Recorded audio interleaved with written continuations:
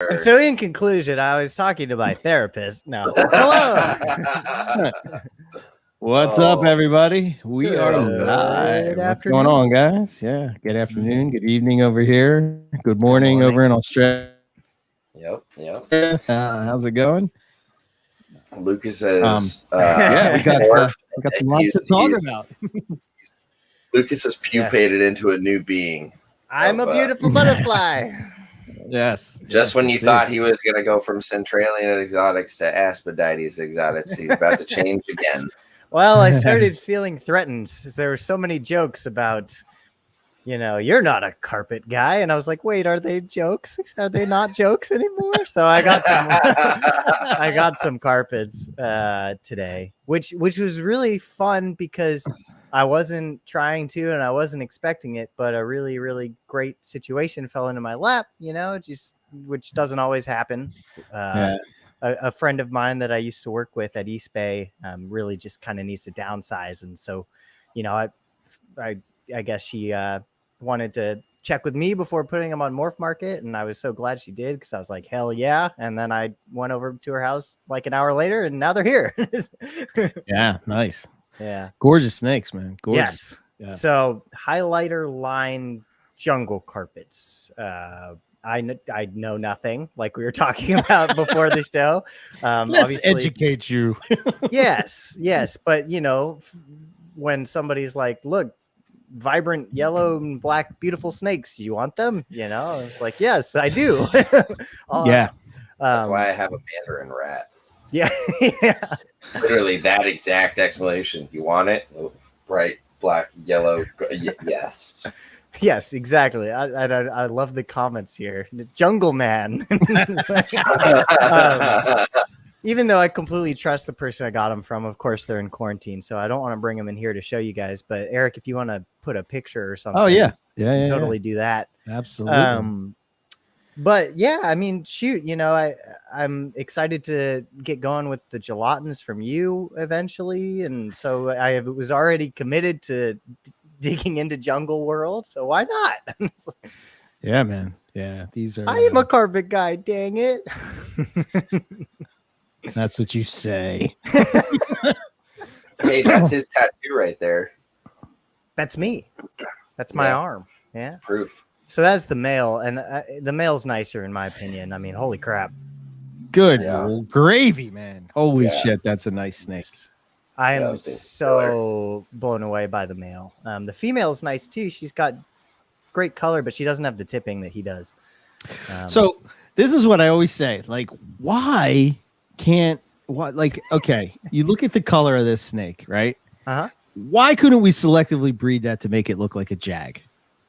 And then you wouldn't have to have jags. I mean, give it a few generations, you probably could, right? I mean, I don't know. I'm just saying. Idea. When you say that, I mean, we're mostly talking about pattern at that point, right? And getting like the just reducing the pattern down and all, you know. That's a great question. Why do we need jags? We don't. We have Nova Guineas. There we go. That's another one. You know what I mean? I bet you. There was a thread. And I figured this would be the place to bring it up. But Mike Curtin, I don't know if you guys saw it, he put it up, and he's sort of come to that moment that I think all carpet python breeders come to, where it's do I work with the jag or do I not? Yep. And I had mine 2 years ago, and I couldn't. I did. Yep. I don't know. I couldn't do it anymore. Man. I did the same thing, and I was brand new. It did not take long for me to decide that wasn't for me. I don't understand why a complex of pythons that are so variable and have so much potential for selective breeding.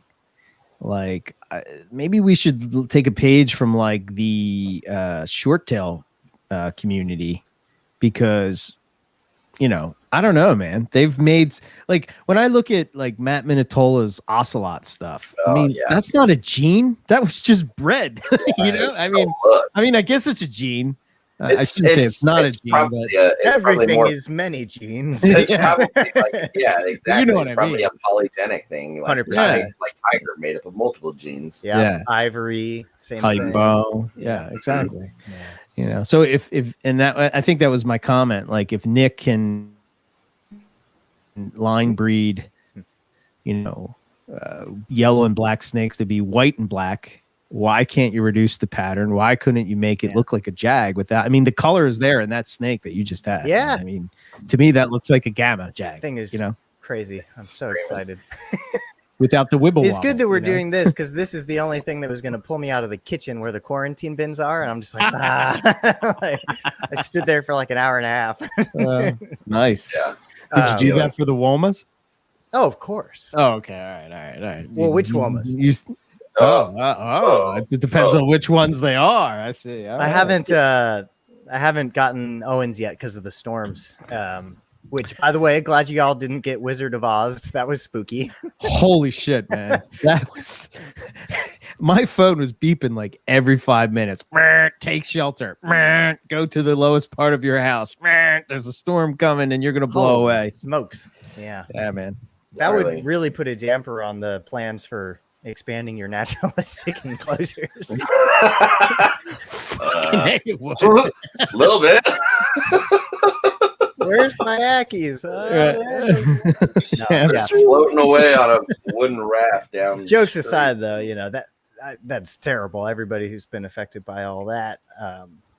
So sorry, but good Lord. Like my sister's in Brooklyn and she was sending me pictures of cars drifting down the street. She's like, my friend is stuck in the subway. I'm like, holy crap. Yeah. I think I sent this to you guys, but it's like here, I'll show you just real quick. Riley, you remember that like park that's out back of my house where the creek is? Yeah, that's it. It's a lake now. It's a lake. It's a lake. Yeah. If any of your buddies have kayaks, I bet you could go out there and find snakes swimming. Oh, hell yeah.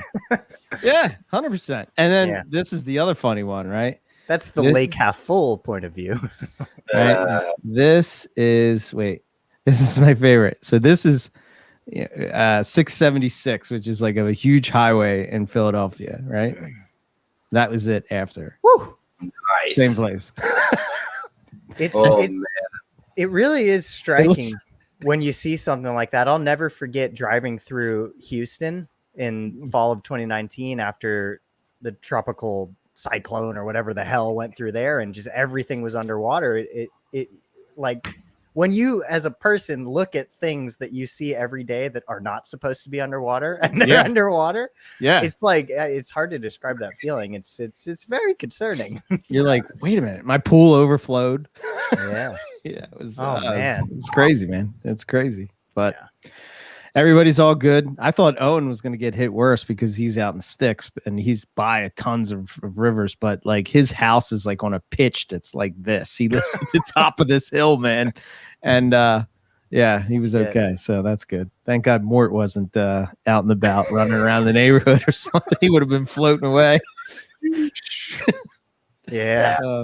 You might not find him on Facebook if that happened. Yeah, probably not. This state. He'd probably drift over to like Virginia. He'd be in New Jersey somewhere. Good God. Yes. But yeah, all good. It makes you those kind of things, like you guys experience it with fires, which is, it's like we have fires on the West air is Coast, still toxic. tornadoes on the East Coast, hurricanes in the South. Yeah, exactly. It's prone to flooding too. So everything that is where it's always been is just ramped up. It's more moisture and more heat in the air is energy. That's what that is. So I see that. Talking all that there fancy science and stuff. I did environment in college. Well, shoot, me too. I just done forgot it.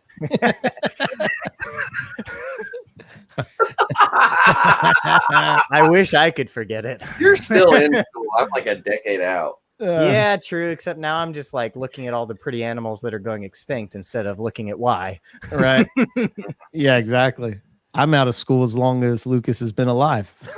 No, I don't know. How old are you? 1996. Oh yeah, hands down. Yeah, 92 I graduated, so I even My got a couple sister years was ahead of born in you. 92. Mhm. There you go. That's awesome. Yeah. Uh, So glad you guys are good. Riley and I are choking on the air out here. But Jungle's good, and all of the Brittles are with us now. I'm waiting on 4 from the double het clutch that the ones I took for incubation won't leave the egg yet, which is kind of neat that they're staying longer. All of the maternal ones are out. There was like a 3-day difference there, but yeah, it's like there's babies everywhere. I have been doing a lot of setting up babies and weighing babies and measuring babies. Many hours. That's good. Yeah. It's definitely yeah. I was talking to Owen about this the other night, and I said every person that breeds has this season where everything kind of clicks in and it breaks you. And mine was 2018 where I did like 15 clutches of carpets, and I was like, Yeah, never dude, again. I can't never imagine. again. Never again will I do that. Literally can't imagine, and I haven't even started feeding trials yet. Yeah, and I sound like such a bitch because, like, Kerry and Todd are doing what, like 70 clutches that one year they did it. I'm like, wow. He did What? just 1 year. He was trying to get to 100 just to see if he could do it. I mean, I guess if you're doing it as a job, maybe it's a Still, little different. I've talked to But Todd still. about that. He's like, that was bad. Yeah, He's like, that was bad too call. much. It's too much, too many. Yeah. What's up, everybody in the chat? Robert, Alex, Yeah. Joan, Alex, Jeremy. how many? Alex number 2. Oh, Centralia and Zodix, Jay. That's me. I'm here. Yeah. I think there's 49 babies. I need to count. That's not too bad. That's No. doable. Yeah, it's not too bad. There's just a lot of monotonous data collection stuff for the thesis side of things that slows me down. If I was just setting them up like, without all that, it would be easy. But yeah, I have to like photograph each one next to a quarter so that I can use imaging software and get the accurate length. And yeah. Oh wow! But I even got Nick to do that, which I'm sure he was just the whole time just like, how was he able to technically do that? He's not a technical guy. Did he? Yeah. Oh, well, handwritten notes for weights and whatnot. But he texted me all the pictures, like by clutch. I was like, yes, and I got all his data loggers back, and they were all actually on. And he did great. Yeah, claps for Technic. There we go.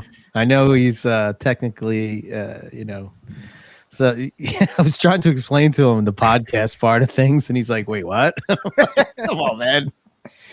Yeah, it's funny. When he and I were talking about him maybe doing some video stuff, he was like, "And I'll order this green screen, and I'll put this giant green screen behind me so that you can like edit things in." I'm like, dude, I can do that without a green screen. Like, don't buy a green screen.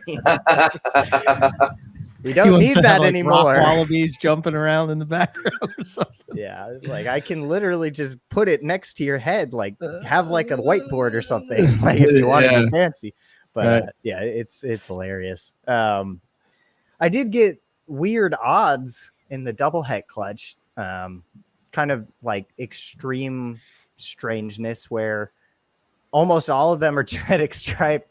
None of them are stonewashed, and there's only like a couple normal pos hets. And statistically, I guess only a fourth of them were supposed to be striped. So that kind of went crazy. Oh, wow. Okay. Like I said earlier, I think you need to see what they're going to look like when they shed. Right. Yeah. I agree. I'm definitely going to be keeping my eye on all that. Yeah. Oh, they don't have those bubble with that comment too.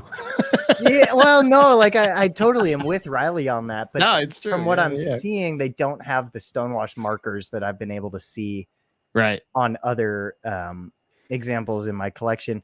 There's some other weird gene interactions that Nick was telling me about for like other hypo stonewash in conjunction with stripe and yada yada yada, and it's all these things that like just shouldn't make sense, but he swears is like always true. But I don't really want to go into it because it's not like it's not real yet. It's Right. just, it's just talking. I got you. Right.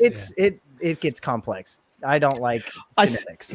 Yeah, I think I think one of the funny things is like it's You froze there. the Sorry. Who? Oh, are we good? Okay. I can hear you now. The Xanax stuff. Okay. The Xanax stuff is kind of like that, right? You had this I remember it was such a thing, right? Because some of the like Paul and Nick were sort of saying that maybe it's an incomplete dominant trait because, clearly when you are producing het Xanax, they kind of have like they look a little bit different than say your regular, I'm going to go by Poplin carpets. And so he kind of put that out there, everybody, the internet broke that day. and it's just one of those things. I think when you breed so many, I bet you Todd and Carrie see crazy shit. You know what I mean? Like with the amount of offspring that they're producing, you're going to see stuff that's, that just doesn't make sense. Yeah. You're just like, wait, what? Another weird observation I had, which I'm sure is just random, it means nothing, but in all of the clutches, the stripes came out before everything else. It was always stripes first. Really? Huh. Which I'm, it's got to be random. There can't be anything to that, but I noticed because it was weird. Yeah. What's the biggest amount of carpets you've ever produced, Riley? Probably this season. Yeah. Nice. Yeah. It was only 4 clutches, but it was like.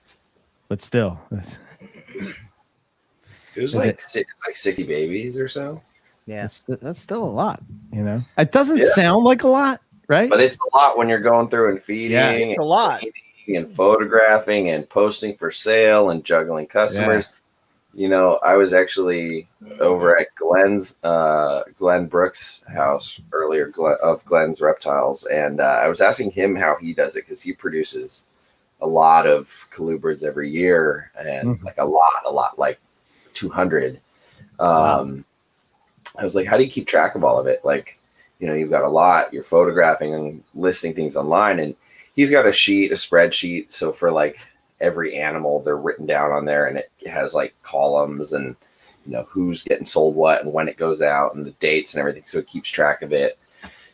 And for me, I'm a list guy too, so I was pretty pleased to see that he sent me an example. But like, I need to visually keep track of it because like I need to write the person's name on the tub so I can visually see it. I keep a list of like, okay, this is this person paid for this, going out this date, here's their information, shipping to the hub, all this stuff. I have to have it like written out because I need to have it collectivized because people are emailing me or hitting me up on Morph Market or Instagram or all these different platforms. So it doesn't seem like a lot when you just say 60 when you're hearing of guys producing, 400 like Nick, 400 to 600.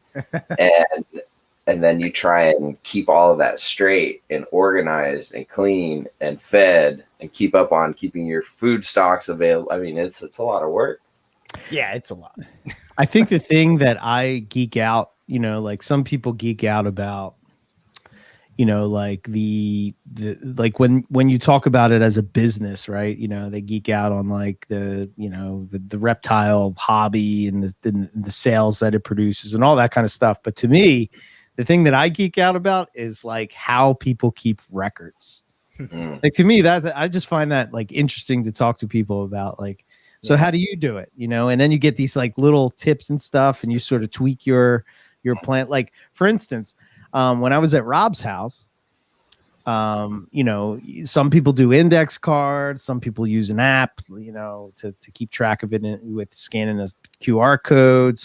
I've seen some people make their own QR codes and sort of put it into a database.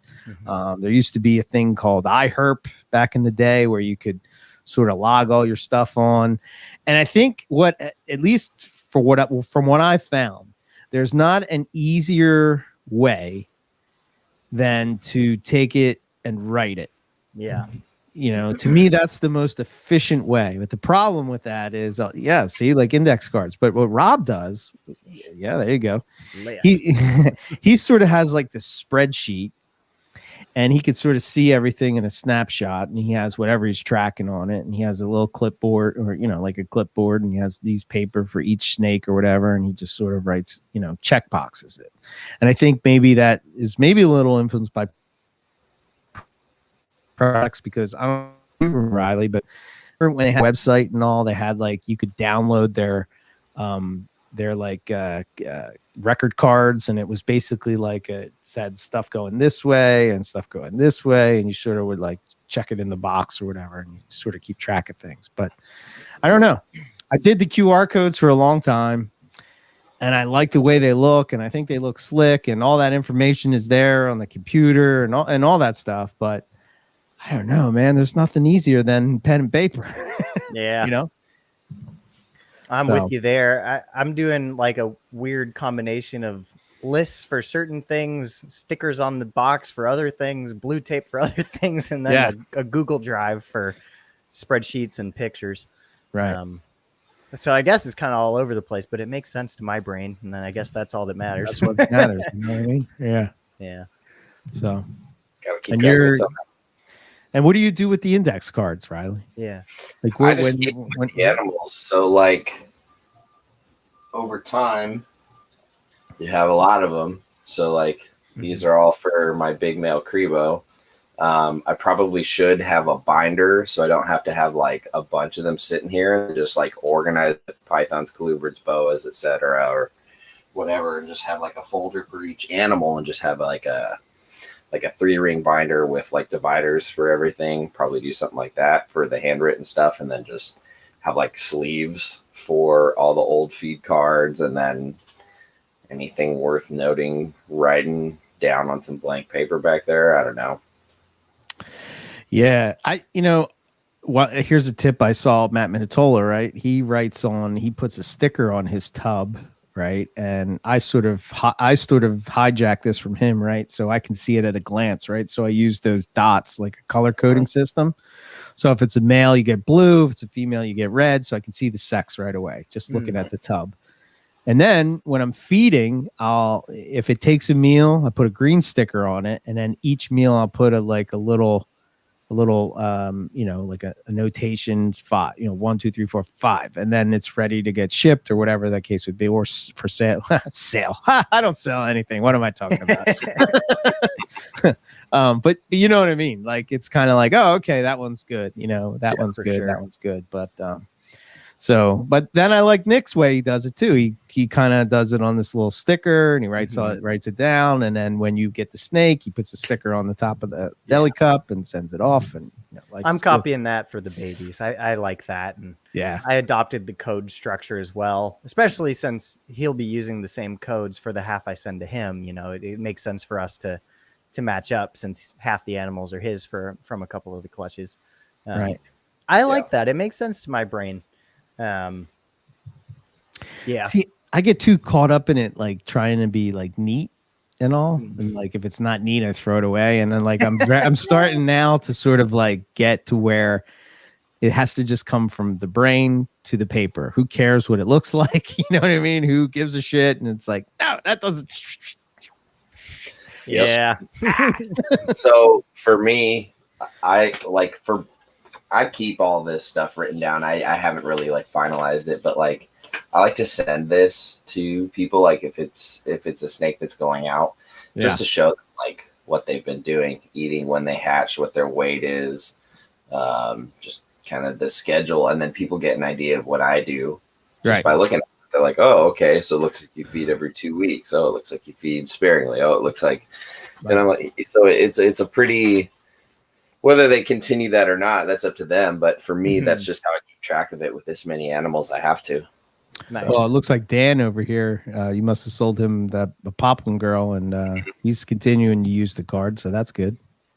It's just simple. It's easy to translate, even if you want to use a computer system for like ultimate filing and like having like a backup, and then you just transfer it later, sort of thing.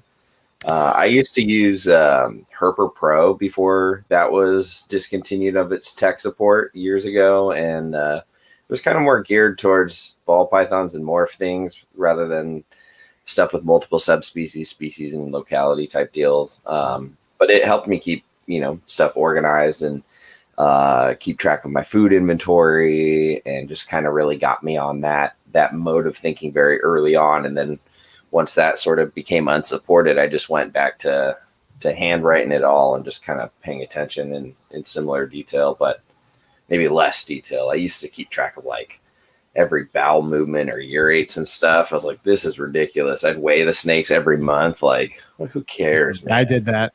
Yeah, I did that. Nobody cared. So it's just like, well, why do I? If nobody cares, why do I care? After I got to 20 snakes, I was like, yeah, this ain't happening. Yeah. No, thank you.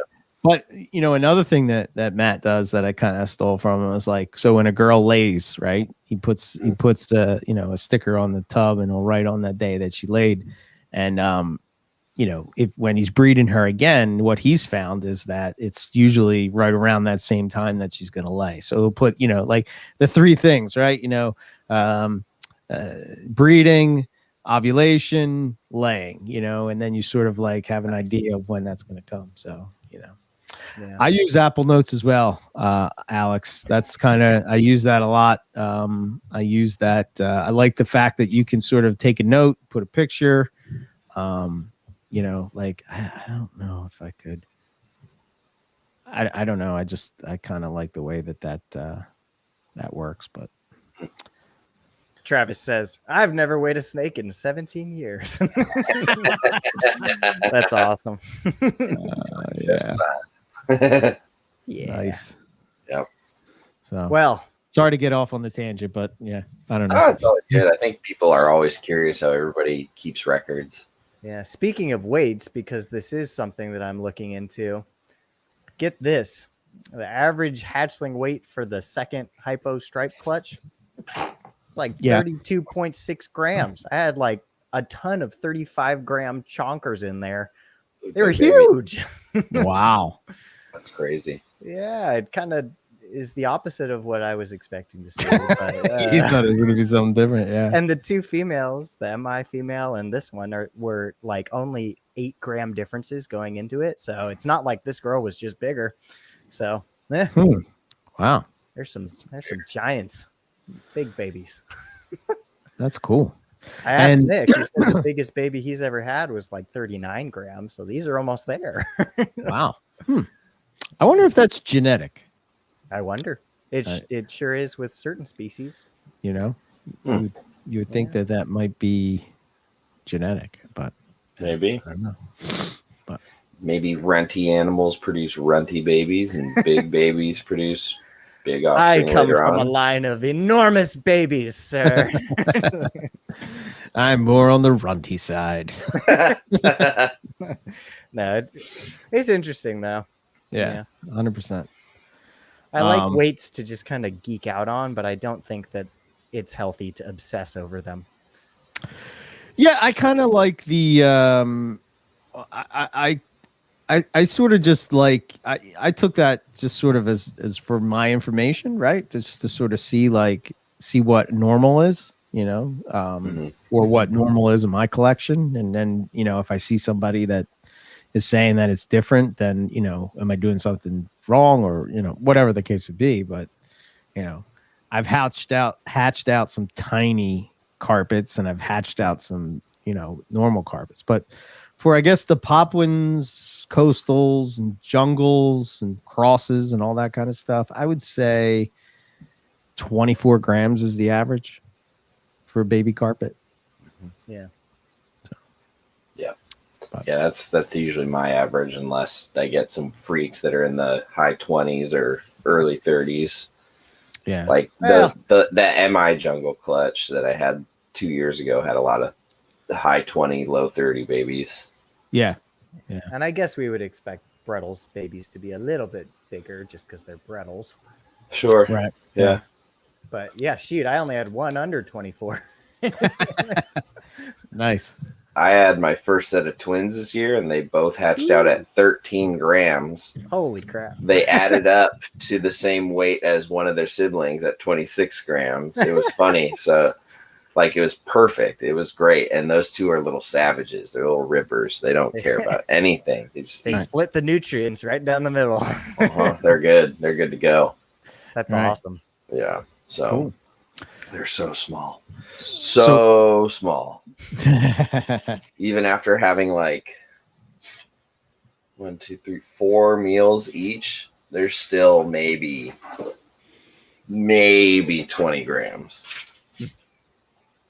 They're just tiny. Wow. Yeah, like baby corn steak small. Yeah. Wow.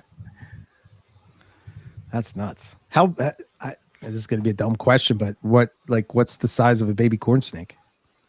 5 grams? They hatch out at like 7, 8, 9 grams, like pretty damn small, like 10 grams or under. They feel very breakable. I don't like working with baby corns at work. Well, you can palpate baby corns. You don't have to pop them. You can literally just feel them just like boas. So that's kind of nice. Nice. Yeah, they're easy to sex. I didn't know that. Yeah. Interesting. Very cool. Found that out recently. I always was like terrified of sexing baby corns, and then my boss was like, you can just palpate them. I was like, you can. Look at this. Yeah. So I know when Dennis McNamara was over for Carpet Fest, he had said that it's possible that you could probably do that for adult carpets. And you know, I was like, yeah. So without telling the sex of a couple of striped Bredlaws that I had, you know, I did, and he guessed it right. So nice. I mean, you got a 50-50 shot, right? Yeah. So, that's true. But still, I thought it was interesting. Like, you know, and I know I've heard some Australians talk about it too. Some of the carpet breeders down there, to where they don't pop and they don't probe. They sort of just do what you're saying. Yeah. Feel it. I wouldn't be surprised if there's a lot more possibility with that method in a lot of species, even outside of snakes too. So yeah. Well, what I'm learning with lizards and geckos and skinks and monitors is like, there's no sexing. It is what it is. You know, you just buy more of them and then hope for a pair. Yes. Yeah. It's really a crapshoot. I'm like, what the hell? Yeah. So our black dragon at the shop, Rudy, is a 9-year-old female. She's laid tons of clutches, and the male they were both sexed by like Kevin McCurley, a bunch of other people back in like 2012 when he got them. They were like Vital Exotic stock from, I don't know, sexed by the big name guys like that, like were up and down swear, and every one of them got it wrong. The thing is, it's a crapshoot. You either catch them showing you hemipenes, or you catch a female laying an egg, and that's when you really know for sure with a lot of species. Not all. The egg is very telling. Yeah. At least with water monitors, that they're hard. But yeah, I mean, there's other species that you can tell for sure, but most of them, it's a crapshoot. Right. Yeah. I don't have the eyes for it with them. With snakes, sometimes you can just see the taper in the tail. Like when comparing enough of them, you look at them long enough, you can just kind of see it. Right. So, you know, Ian had brought up that geckos have pores and stuff, and I guess my question was, is that at a certain age? Because I got a little group of some Australian geckos coming, and they're just hatched out, and they don't know the sex. It's just like interesting. I would imagine it depends on the species, but I know like with Madagascar day geckos, the males have huge femoral pores full of waxy plugs. Right. Once they're a little bit older, it's typically a male thing if that's a thing with the species. But I don't know about Strophoros or any of the other guys. Yeah, I guess because they hatch out kind of small, right? Yeah, it's probably hard to see. Right. Probably need like those magnifying lens glasses. Bigger than these? Oh, good God. Like Inspector Gadget, like magnifying, like flip. That reminds me. It reminds me of before I really met Bill Stiegel. I remember he did this video on. I think he was feeding a carpet python a pink head, right? Mhm.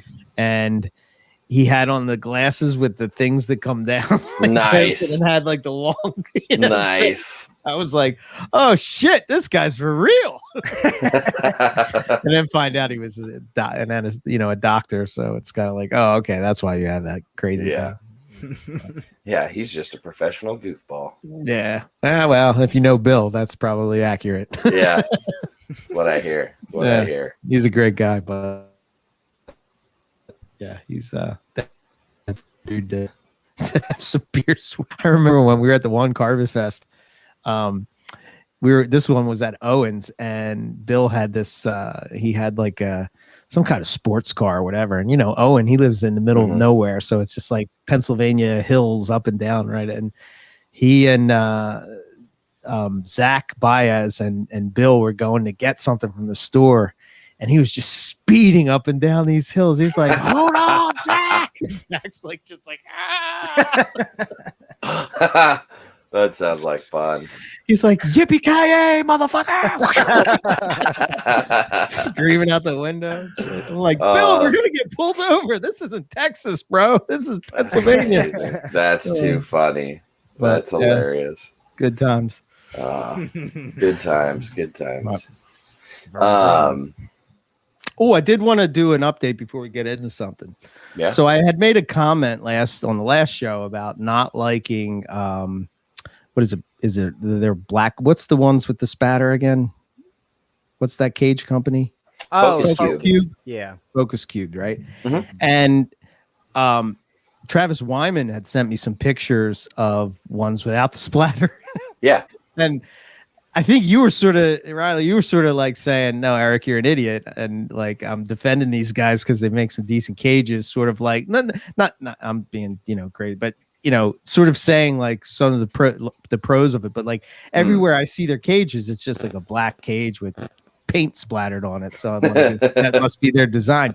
But no, he sent me the cages that he has were pretty nice. So I made that comment not being educated on their line of caging or whatever. So I got to see their Cambro tub hanger stack today at Mike's place. Right. And it's a really snug, like smooth design. It's really sleek. It seems to work really well for its intended purposes for chondros. It was really neat to see that in person. I've seen some of their actual cages in person. Mm-hmm. Yeah, I'm not a fan of the splatter paint, but that's me. Some of their customers are, and so that's cool. They offer that. Yeah, whatever. That's that. So yeah. But I was uneducated in that comment, so educated. I withdraw it. Speaking of education, how cool is it to learn the story of the Red Zeppelins?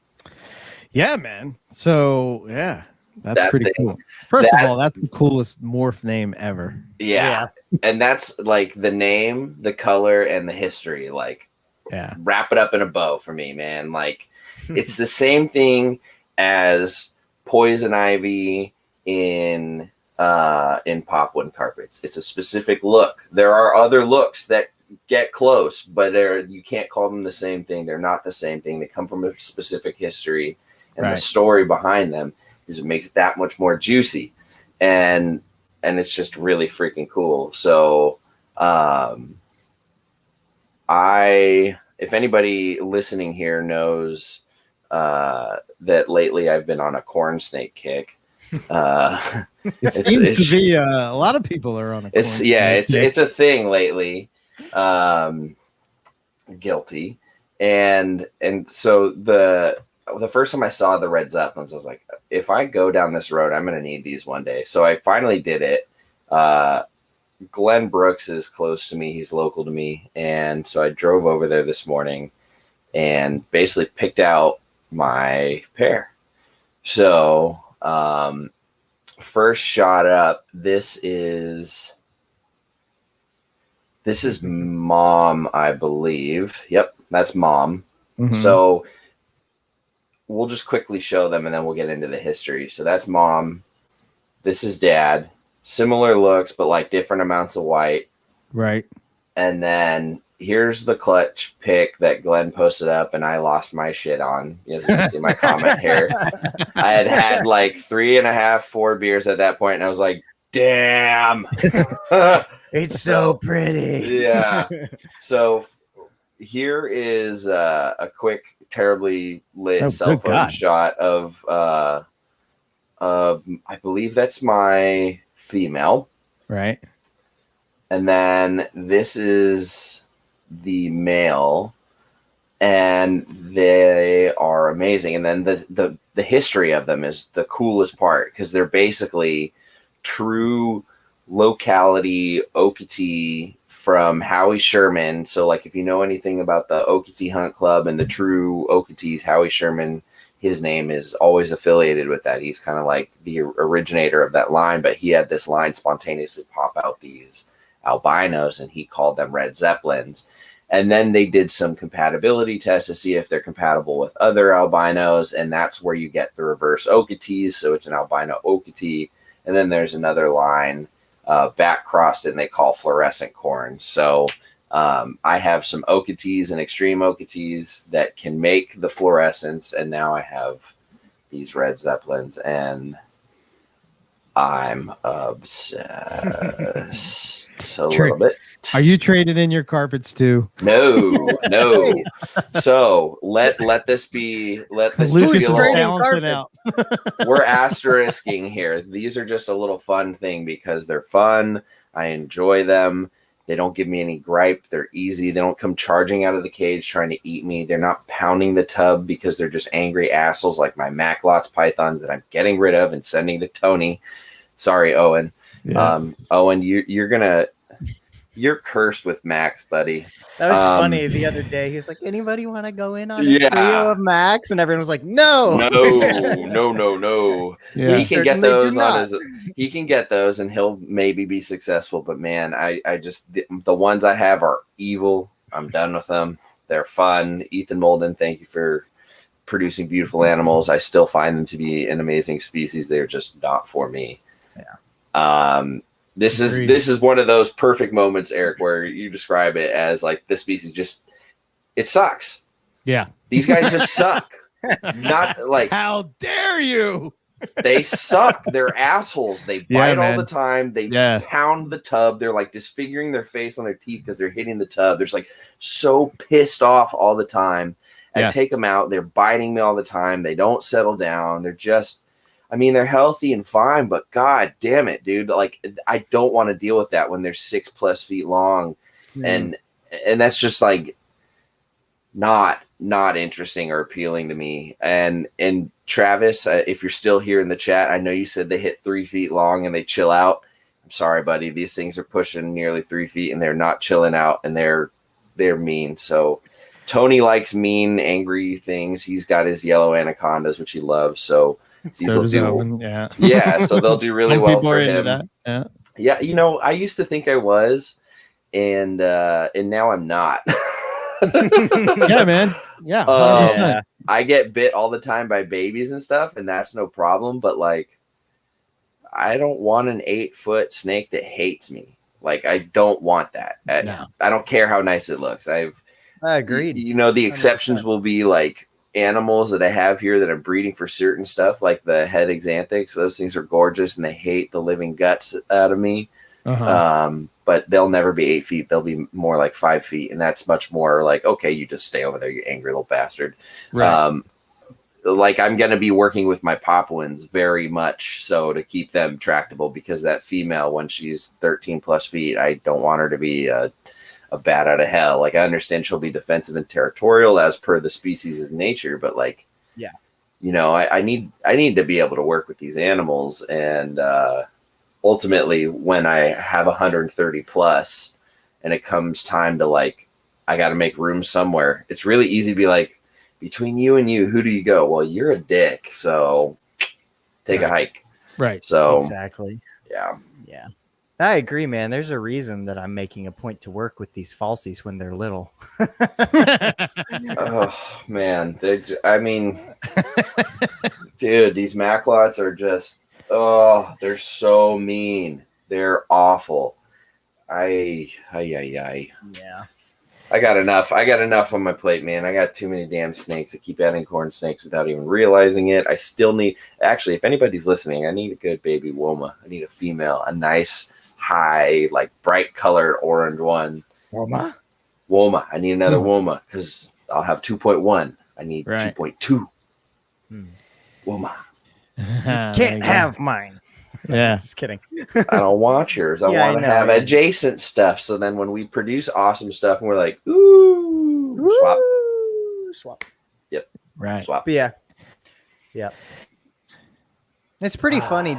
Now, when I posted the jungle, the first comment is like, that's a weird looking Asphodite. I'm like, God damn it. Like, this happened so fast. Like, Oh yeah. See, when you, that's the trouble with doing podcasts, man. it's funny. You sort of put everything out there, and we were like, oh, okay, all right. So, like, I doesn't mean that I'm never ever going to like anything else again. Like, come on. Yeah. I never stopped liking everything else.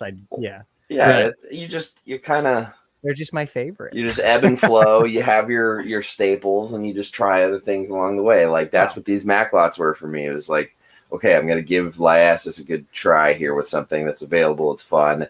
And I fucking hate them. Yeah. I find, I know olive pythons get a bad rap, but I got to be honest, man. I find that the olive pythons were at least the stuff that I worked with was, nicer than the, Maclots that I had, Yeah. I hear olive pythons, like Travis's are sweet. You just got to watch them when you first get them out of the enclosure, but otherwise they're great. Yeah. I think that's how most. the one at East Bay is. Super cage defensive, big food response, but then once you switch it off. What about Savus? I've never worked with those things. How's their temperament? Man, generally worse the two than that I've Maclots. worked with are assholes.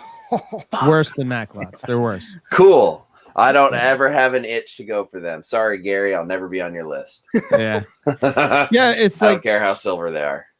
I guess it comes down to like, how do you want to do your, like if you're more of a keeper that's sort of like, I guess if you're keeping in a naturalistic setup or whatever, sort of like fish tank style, right? You're not really going to handle it. Okay, maybe that's not too bad if you really like the look of the snake or whatever.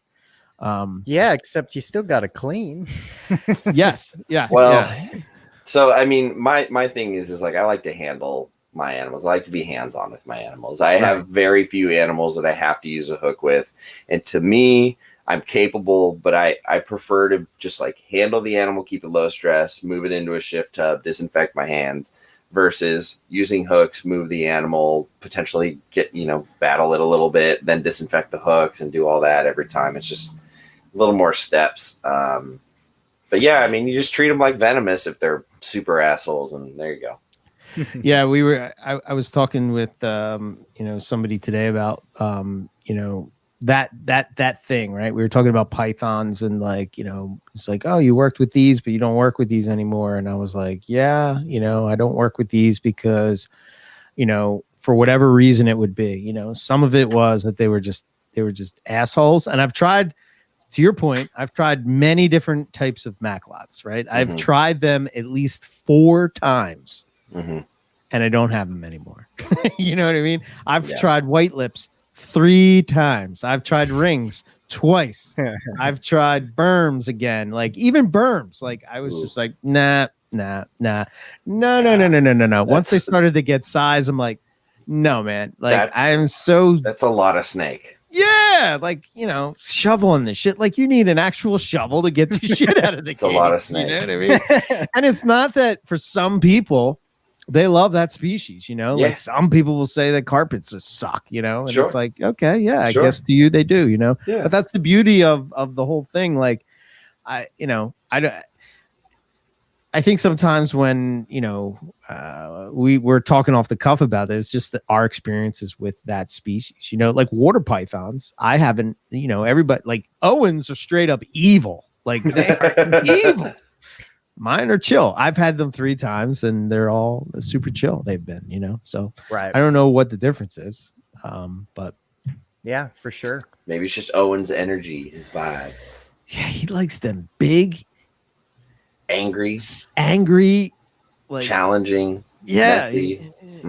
But yeah, you can't completely buy into the species reputations as much, right? I mean, true. I only have one Aspidites, blackheads, and Womas that bites out of all of them, and what do people love to talk about Aspidites? Like, they think everything's food. It's like, well, maybe. Dude, the female. The big female blackhead's been trying to go after me lately. The Eastern or the really one who produced Mom. Yeah, she's nice. Dude, she's been going after me lately. She's been getting out of Oh yeah, she's been going after me. She's not trustworthy right now. She's hungry. Yeah, I bet. And she's at face height. Yeah, no, she's and in like up against the wall where it's kind of hard to get in there anyway. Oh yeah, she's got the high ground all day, every day. It's not an optimal spot.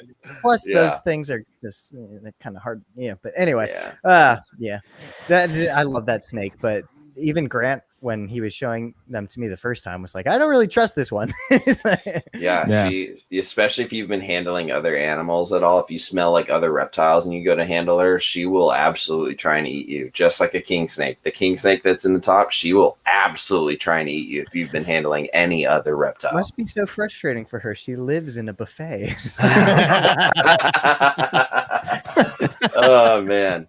Although we did try and feed her that ball python and she wouldn't eat it. She's like, this thing's disgusting. That's for everybody who's angry right now. It was a merciful thing. Right. But yeah, she wouldn't do it. She wouldn't eat it. She's like, no, I don't eat junk food. Yeah.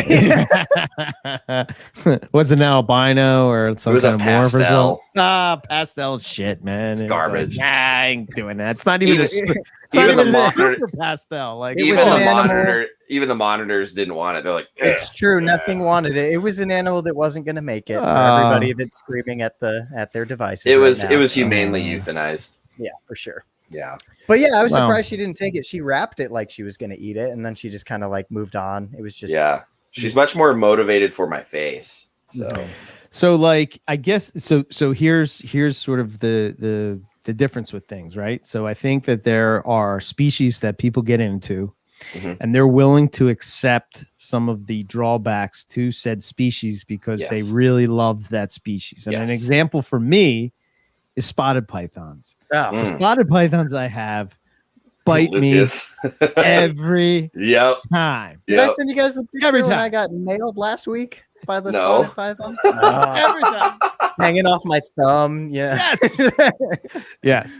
So it's like, are you willing to deal with that because you want to work with this species, right? And that's really the choice you have to make. And sometimes it's individual animals, sometimes it's sometimes it is sort of like traits of the species, and sometimes they're one way when they're little, and when they get older they seem to change. I want to go for your face there. I don't know what it is. I've never kissed a damn snake in my life yet. I've been bit in the face like 5 times. Good gravy, man. God damn. It's all carpets and scrubs, dude. I'm telling you. Carpets and scrubs. They're just trying to get a better look at that luscious beard. Actually, the scrub face bite was at Brandon's place, and it's because it went up over my shoulder and my beard spooked it when I moved my head. I'm dead serious.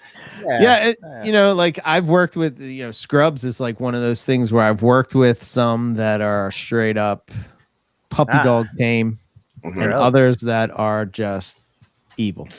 So my thought on working with really difficult, challenging animals like that, even if we're not talking about like danger factor or venomous or big snakes, I think, to your point, if you're mentally going into it, like, yep, I'm signing up for this, going into this knowing, X, Y, Z. I think that's half the battle. I think the other thing is making sure you have the room to do it comfortably and at whatever your pace is. So you're not backed up against cages or you've got an animal in a small enclosure, because then you can be patient. You can work at the animal's pace. You can, if you're using hooks and you're navigating trees or branches or perches or hides, you can gently and methodically and deliberately move things and get the animal to come through and make it a less stressful experience. Even with venomous, you can do that. I mean, in my experience, that's the best way to do it. Obviously that's hard if you're talking about something in a rack, or if it's, really big and you're just in a small room or what have you. But yeah, I think the more you make it easier on yourself to do things comfortably, the less of a pain in the ass it seems. Yeah, for sure. Like if you've got a big animal and like it's a lot of mess, or like it's a messy animal, if you can just make it a simple, easy process to get that animal out, move it into a shift container that is locked, contained, the animal's not roaming around, you don't have to babysit it to make sure it's not knocking stuff over or getting loose, and you can just take your time cleaning appropriately. Doing something like that makes the whole process so much less stressful on everyone.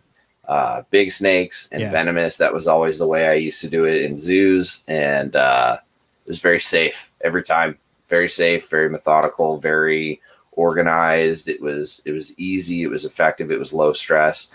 And oftentimes you can feed the animals while they're shifting like that. If like you're concerned, like for venomous, you can feed them in a tub or feed the big snake in the can while you got them out, or whatever it is. So it just depends. Yeah. I'm sure I'll be, I can't wait to be able to situate the female Apodora in such a position to have the space to dance with them a little bit, because they are so defensive about coming out of the enclosure, like to get them at a good comfortable level so I can open the doors or take the doors off and just like give them a couple minutes to evaluate what's going on, get the hook, get them coming out, and make it a not very stressful thing. Because right now, every time I do it, it's like, okay, we're getting you out. There's some substrate coming out. There's a little bit of a battle. I don't have a ton of space. I'm glad you're not bigger than you are right now. So, but yeah, in the future, it'll make my life much safer and easier, and her life less stressful, giving her the space to work with in the enclosure and outside. Yeah. So, yep, poplin pythons, carpets, but poplin pythons are one of those. That's an adult poplin, man. That's a handful. That's a handful of a snake. But to the point, right? You're willing to accept that because you love that species, right? So 100%. You're like, okay, I'm in. You know what I mean? Whereas, you know the dangers of working with said snake. All the things that are associated with. By the way, just a little tidbit from the Mark O'Shea thing, which, by the way, we had to redo it.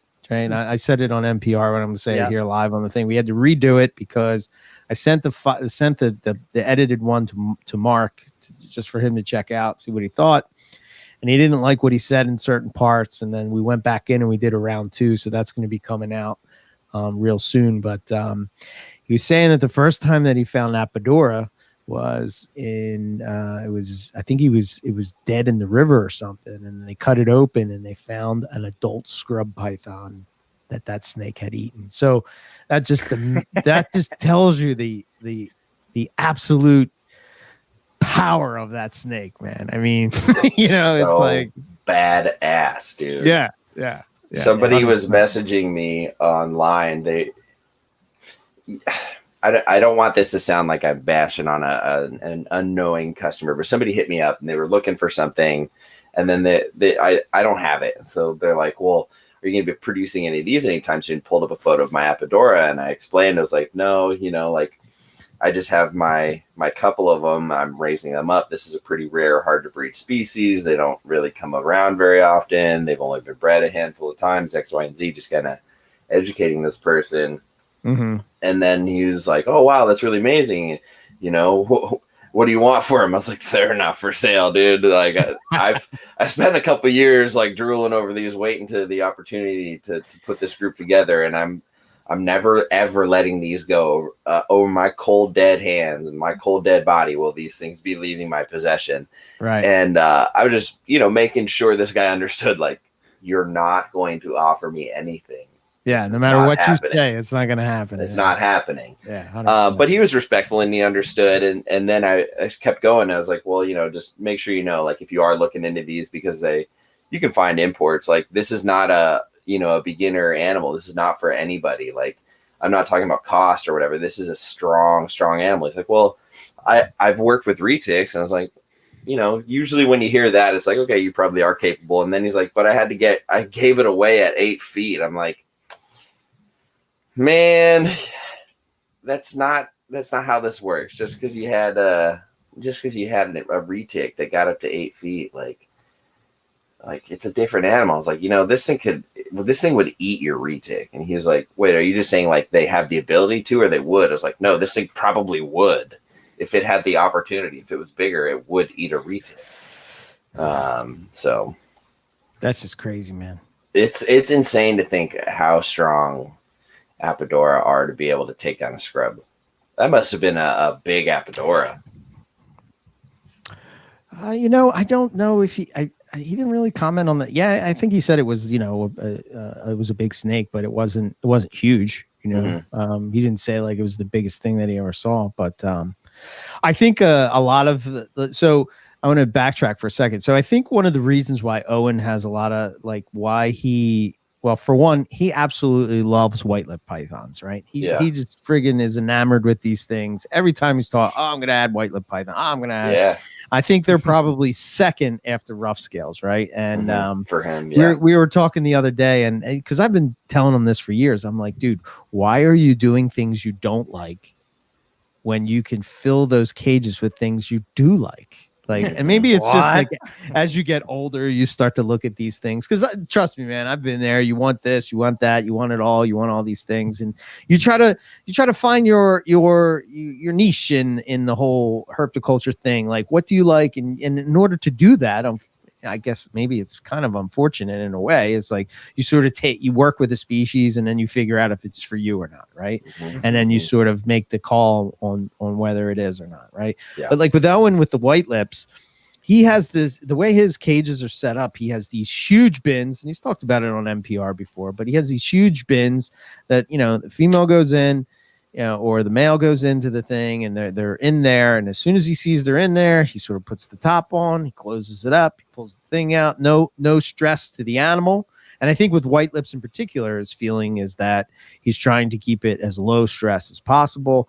And then he cleans the cage, does whatever maintenance he has to do, and then puts the thing back in, opens it up. The snake could do whatever it wants, right?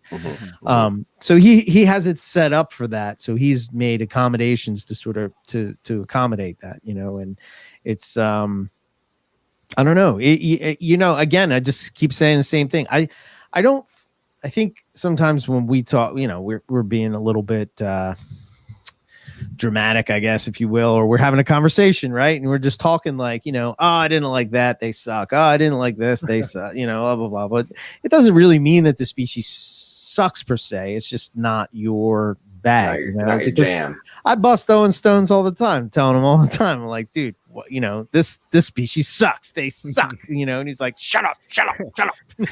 Yeah. I love that too, because he never tells you you're wrong. He just says, shut up. Because he knows.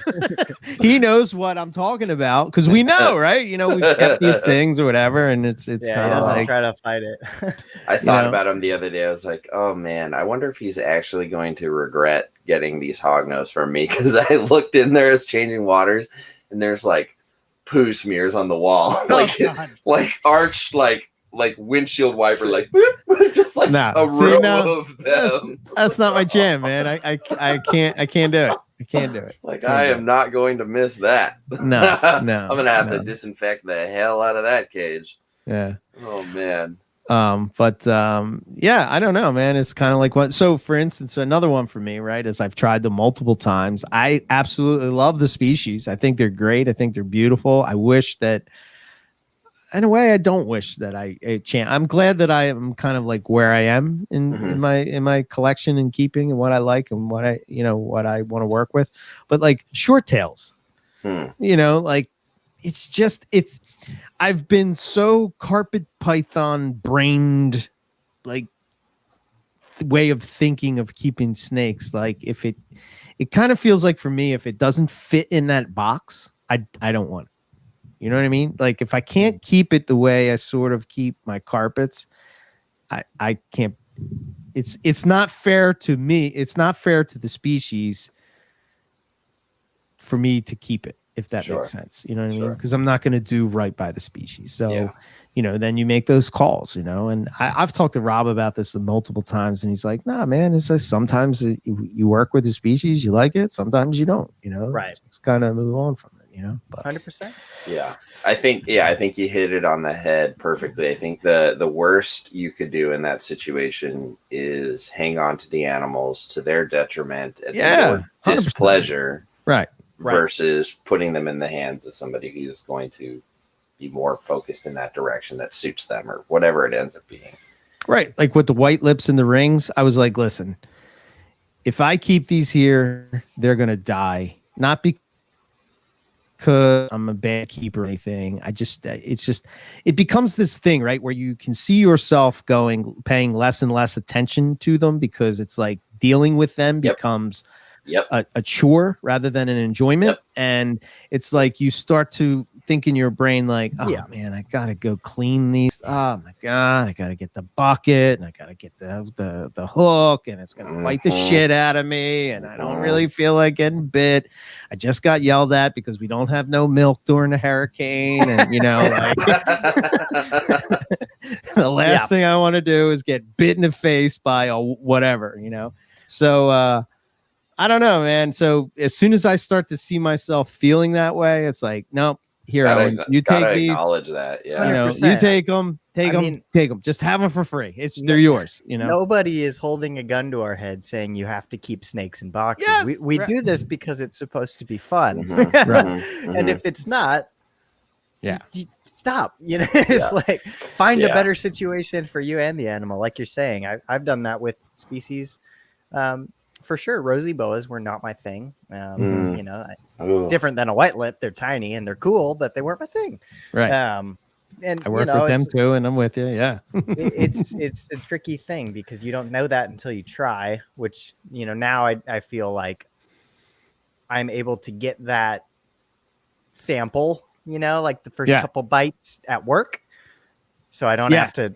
I don't have to do it at home, which is nice because it's non-committal. But like most people don't have that luxury, and it's like, that's where it becomes tricky. But I agree with what you're saying. You shouldn't just stick with something that you hate when it's what you're doing for enjoyment in your free time. I kind of felt like the level of some of the like what I consider, I don't know if the right word is not as hardy, more specific care.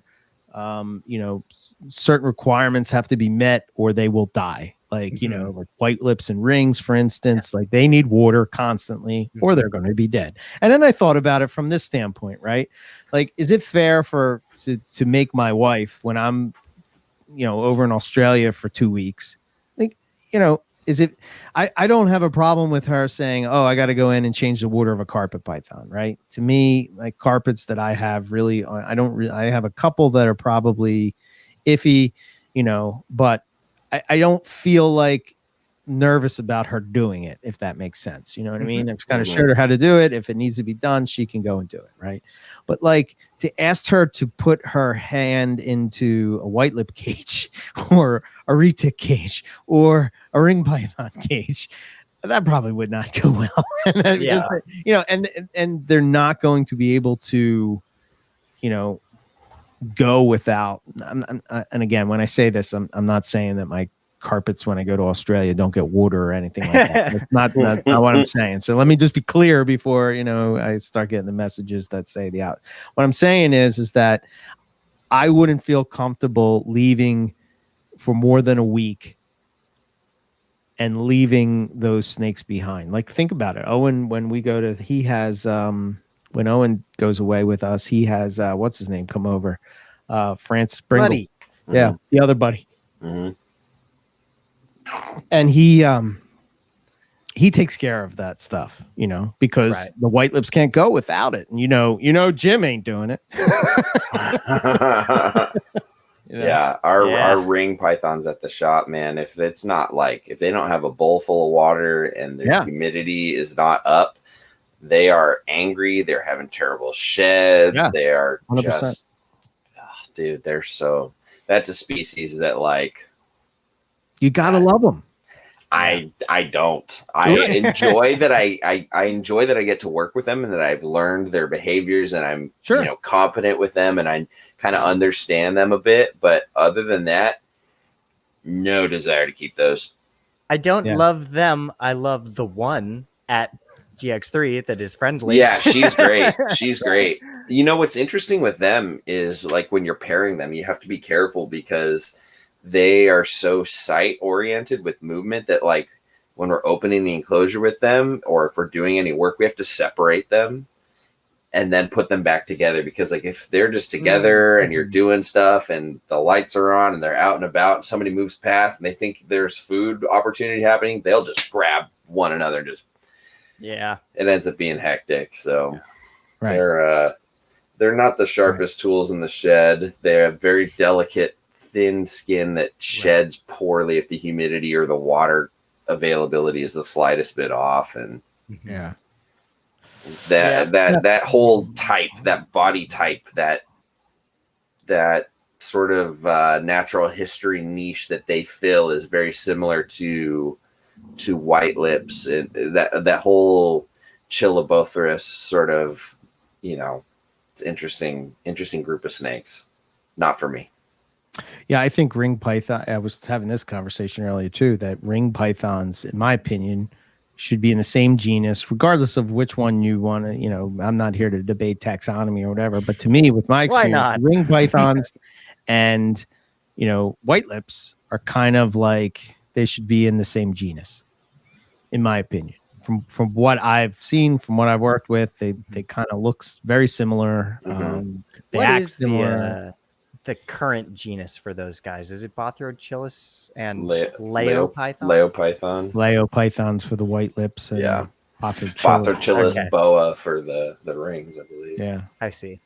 Yeah, so it's interesting. Then there was also kind of an interesting discussion. Lisa says their heads are different. Well, I disagree, but okay. It's just a size thing. They're laterally compressed, they're flat, they're glossy. The white lips head is just bigger. Yeah.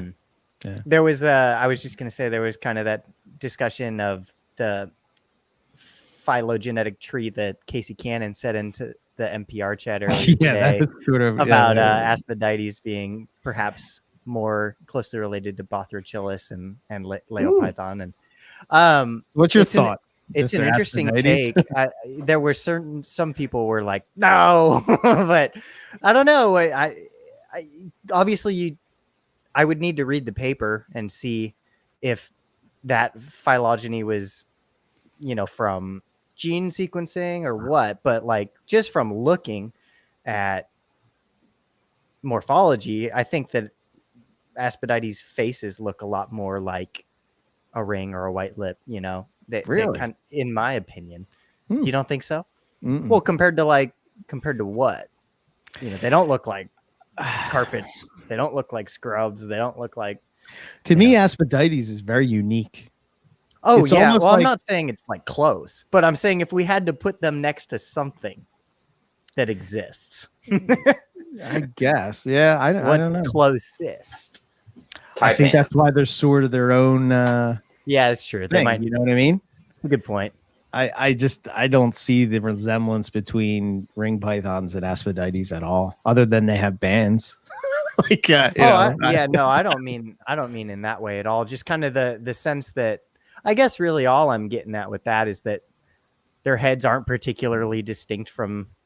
Yeah. Okay, I get. They don't have big bulldog heads. I don't know. It's interesting. So, similar to I gotcha. I don't want to comment too much on a paper I haven't read, but Yeah. What Asmodeus if are they're weird a for colubroid? phylogenetics. Here's the No. thing. Here's the thing, though, right? What if the scientific, work is done, and that is true? You know what I mean? That would just, what do I know, man? I'm no expert on that shit. Yeah.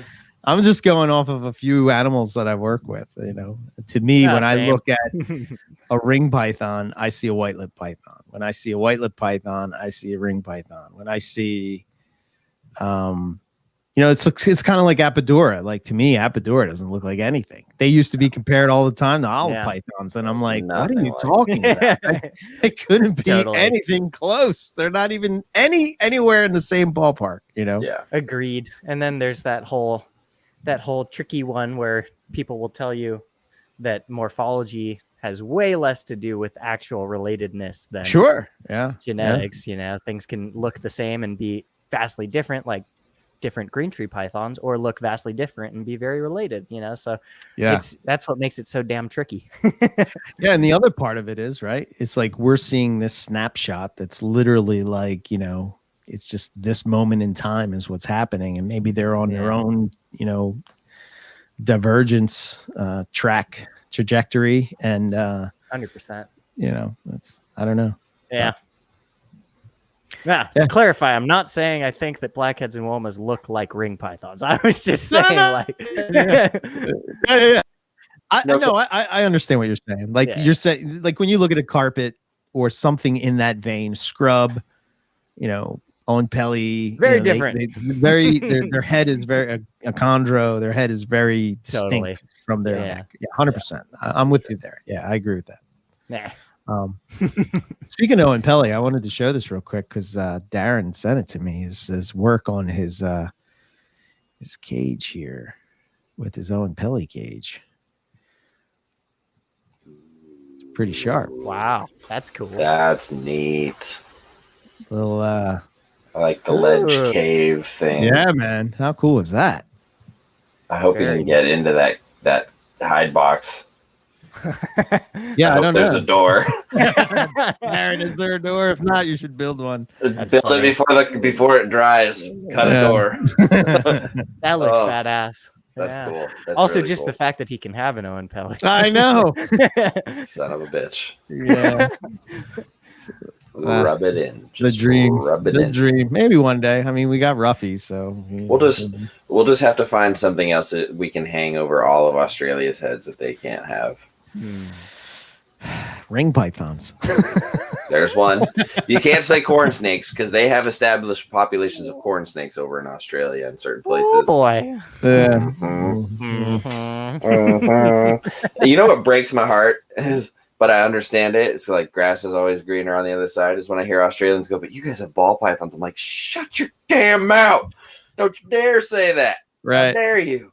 I'm like, God, you just went down so many points in my book. Whoever, like I've heard that so many times. I'm like, ugh. Do you think it's because of the crazy morphs that make them want that, or do you think it's because they actually? It's something they can't have it. Right? I think it's something they can't have, and there's like a huge freaking multi-billion-dollar industry that's like making new flavors of Skittles, and everybody's buying them off the pyramid scheme. It just doesn't stop. It's crazy. 100%.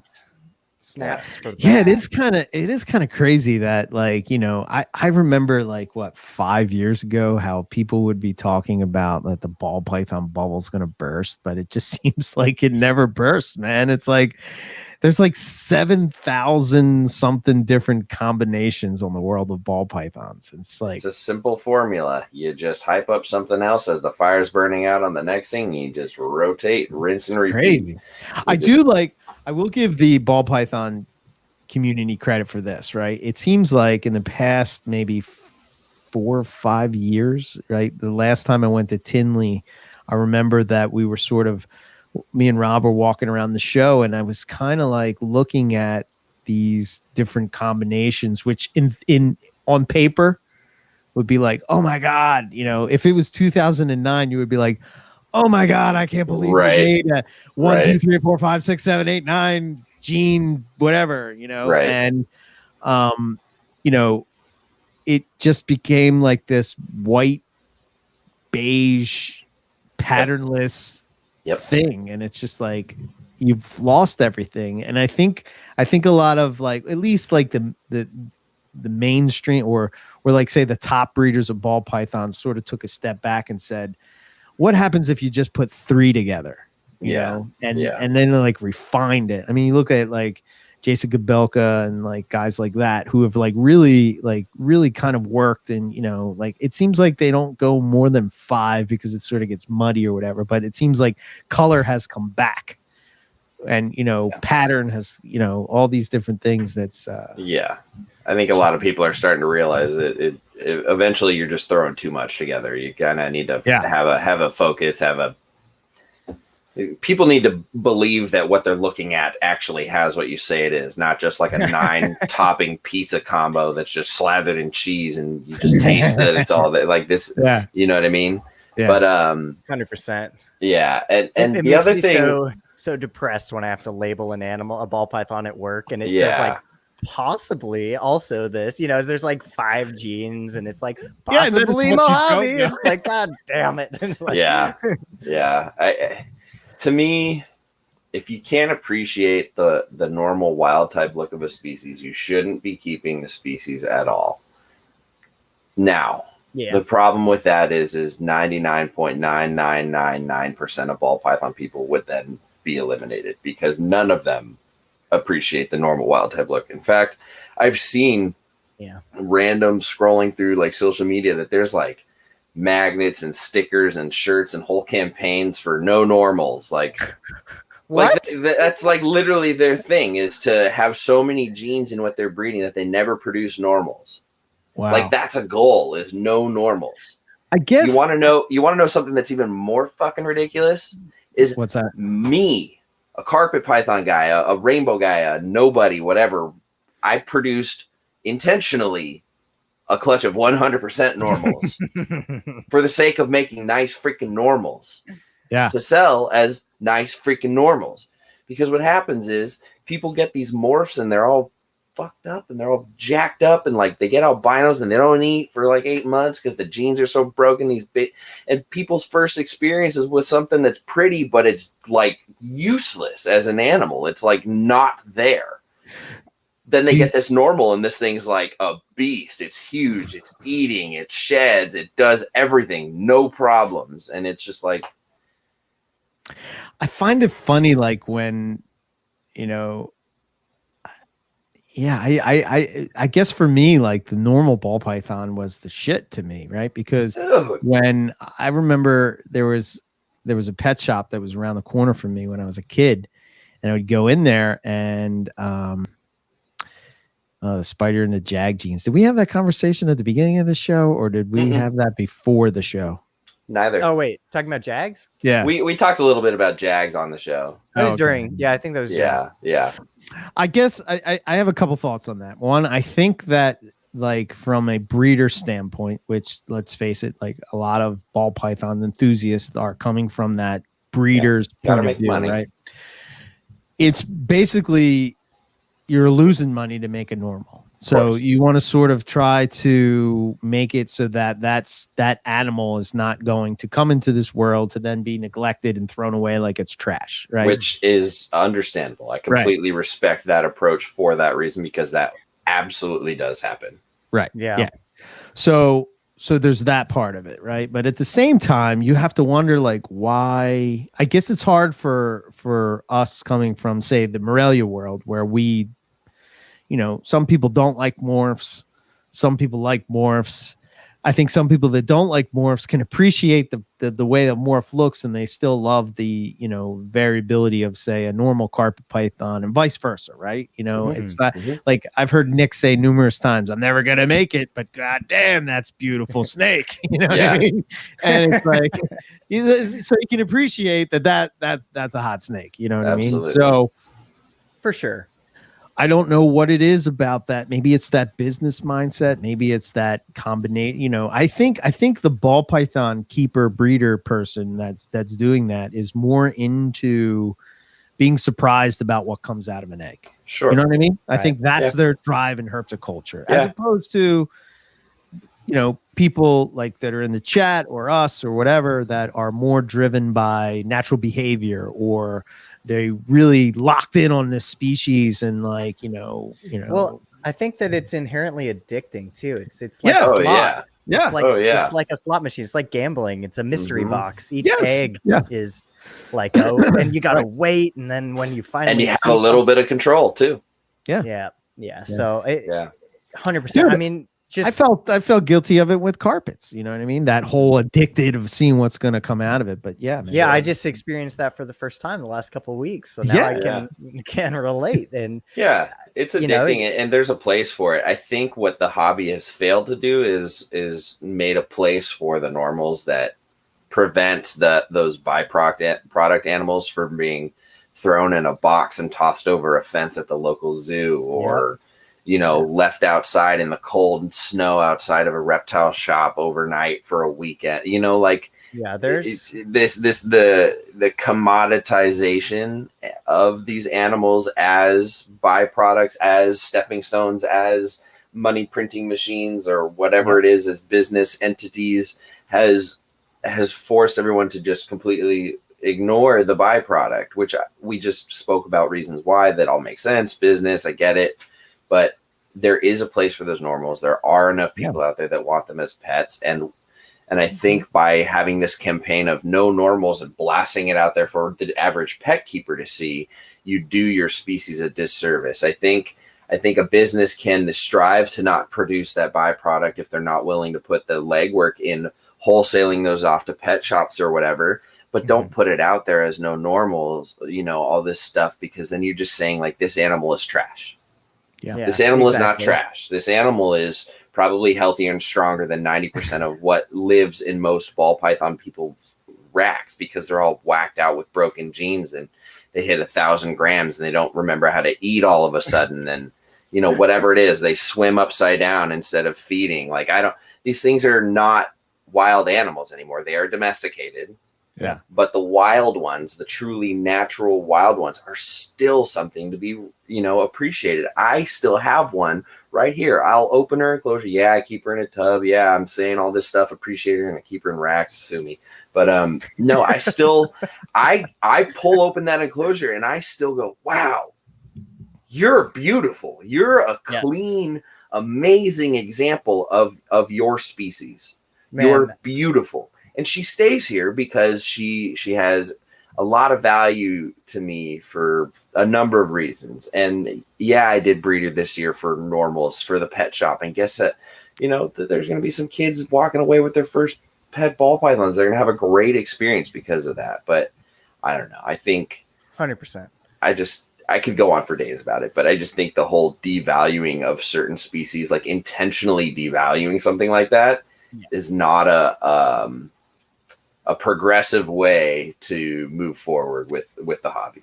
Yeah, for me, Dr. Richard Ross said it best on the Herp History episode, is why would you think that you could do better than millions of years of evolution that made the animal look the way it looks? Yeah.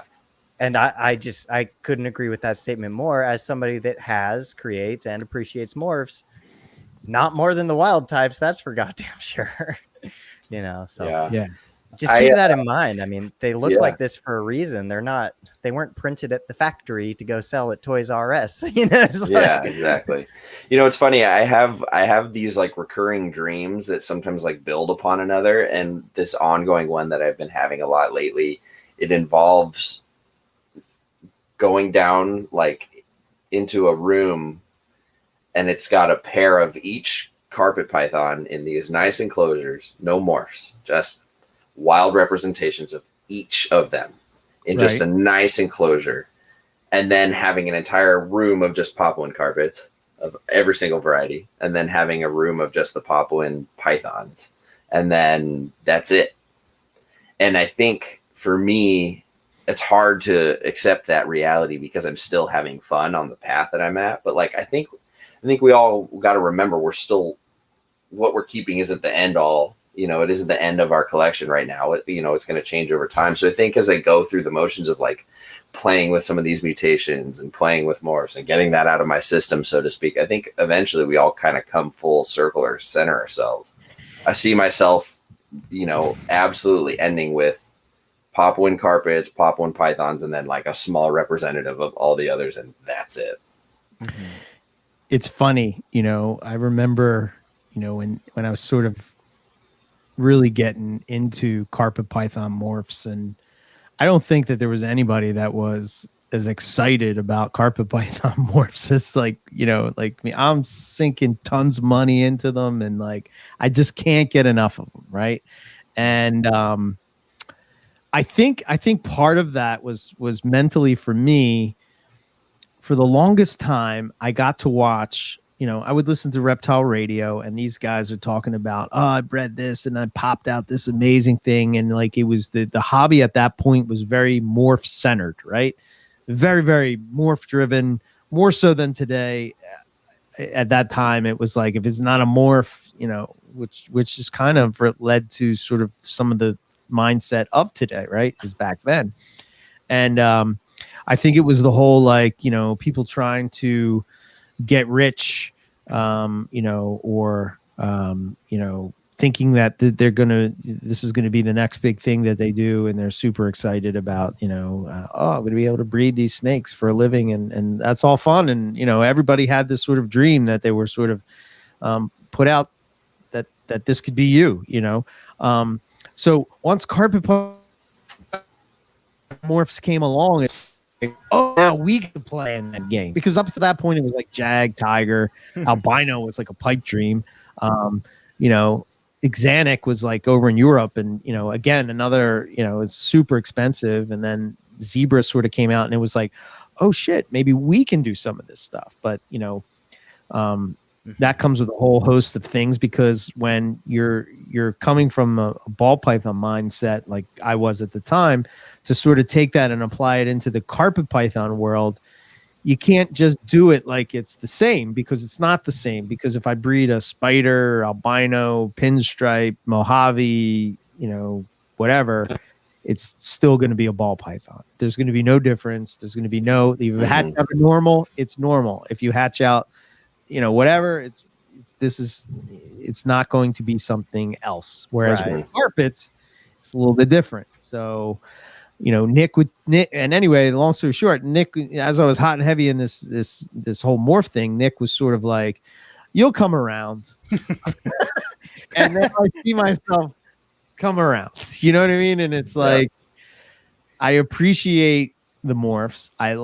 There's certain ones that I like, and certain ones that I appreciate but don't want to work with necessarily, right? And jag is probably one of those. Like, I don't know, it's this idea that I had to be like, if you want to be at the top, or you have this idea that you want to be what, I want to be the best carpet python breeder I can, that you have to sort of have all this stuff. And it's not really true, because at the same time, I didn't learn the lessons that were in front of me, like, meaning that you look at, like, John Battaglia, who's just focusing on diamond jungle jags, like Martin is a perfect example. He has very selective representations of the absolute best stuff you can get, right? And I was just telling Rob the other day, I was like, man, you look at his collection and you think that it's huge. Like, I think he has so many snakes, and it's just this perception I have from him posting to Facebook, where it may be the same animal all the time, but I just don't see it as the same animal, because it's not like he has I guess he does have names for it, but you know what I mean? Like, you just get this perception that, good God, his snake room must be huge, when in reality it's the complete opposite, and I don't know. I just find myself driven more towards that. I think that you can do more with the normal carpet python look, and you can sort of make it look the way you want. It just takes work, and I think that the idea that for a little while we had these things where you could just immediate result, and I don't know, they seem to fizzle out, because if you look at like a zebra, I mean, any of those incomplete dominant things, like they're great until they're not great, until they're old. And I'm like, what is that mindset that people have, that all of a sudden, something that you love 6 months ago and now all of a sudden somebody doesn't like it, or you don't see it as much on your social media feed or whatever the case would be, and somehow it loses value. Why? Like, why? Right. Yeah. You know, I don't know. Yeah. 100%. Yeah. Well, I think it loses value because nobody really valued anything about it except the value. Right. It's all speculative value. Yeah. So then when that's not there anymore. Yeah. That's a good point. Yeah. Yeah. And it's interesting. I mean, I think part of the reason why I am so drawn to Brettles and I love Brettles is because there are only just that small handful of tweaks you can even do. Yeah. And like hypo is a good hypo looks more like wild Brettles than the Brettle. Than the normal Brettles, like in a weird way. That's weird, right? It's kind of like a morph that better replicates the wild for some reason I can't understand. Right.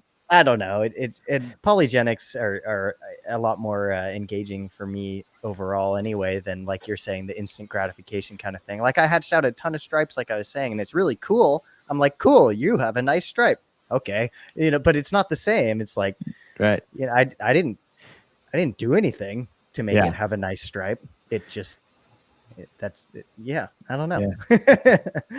You need jungles. I have them. Yes.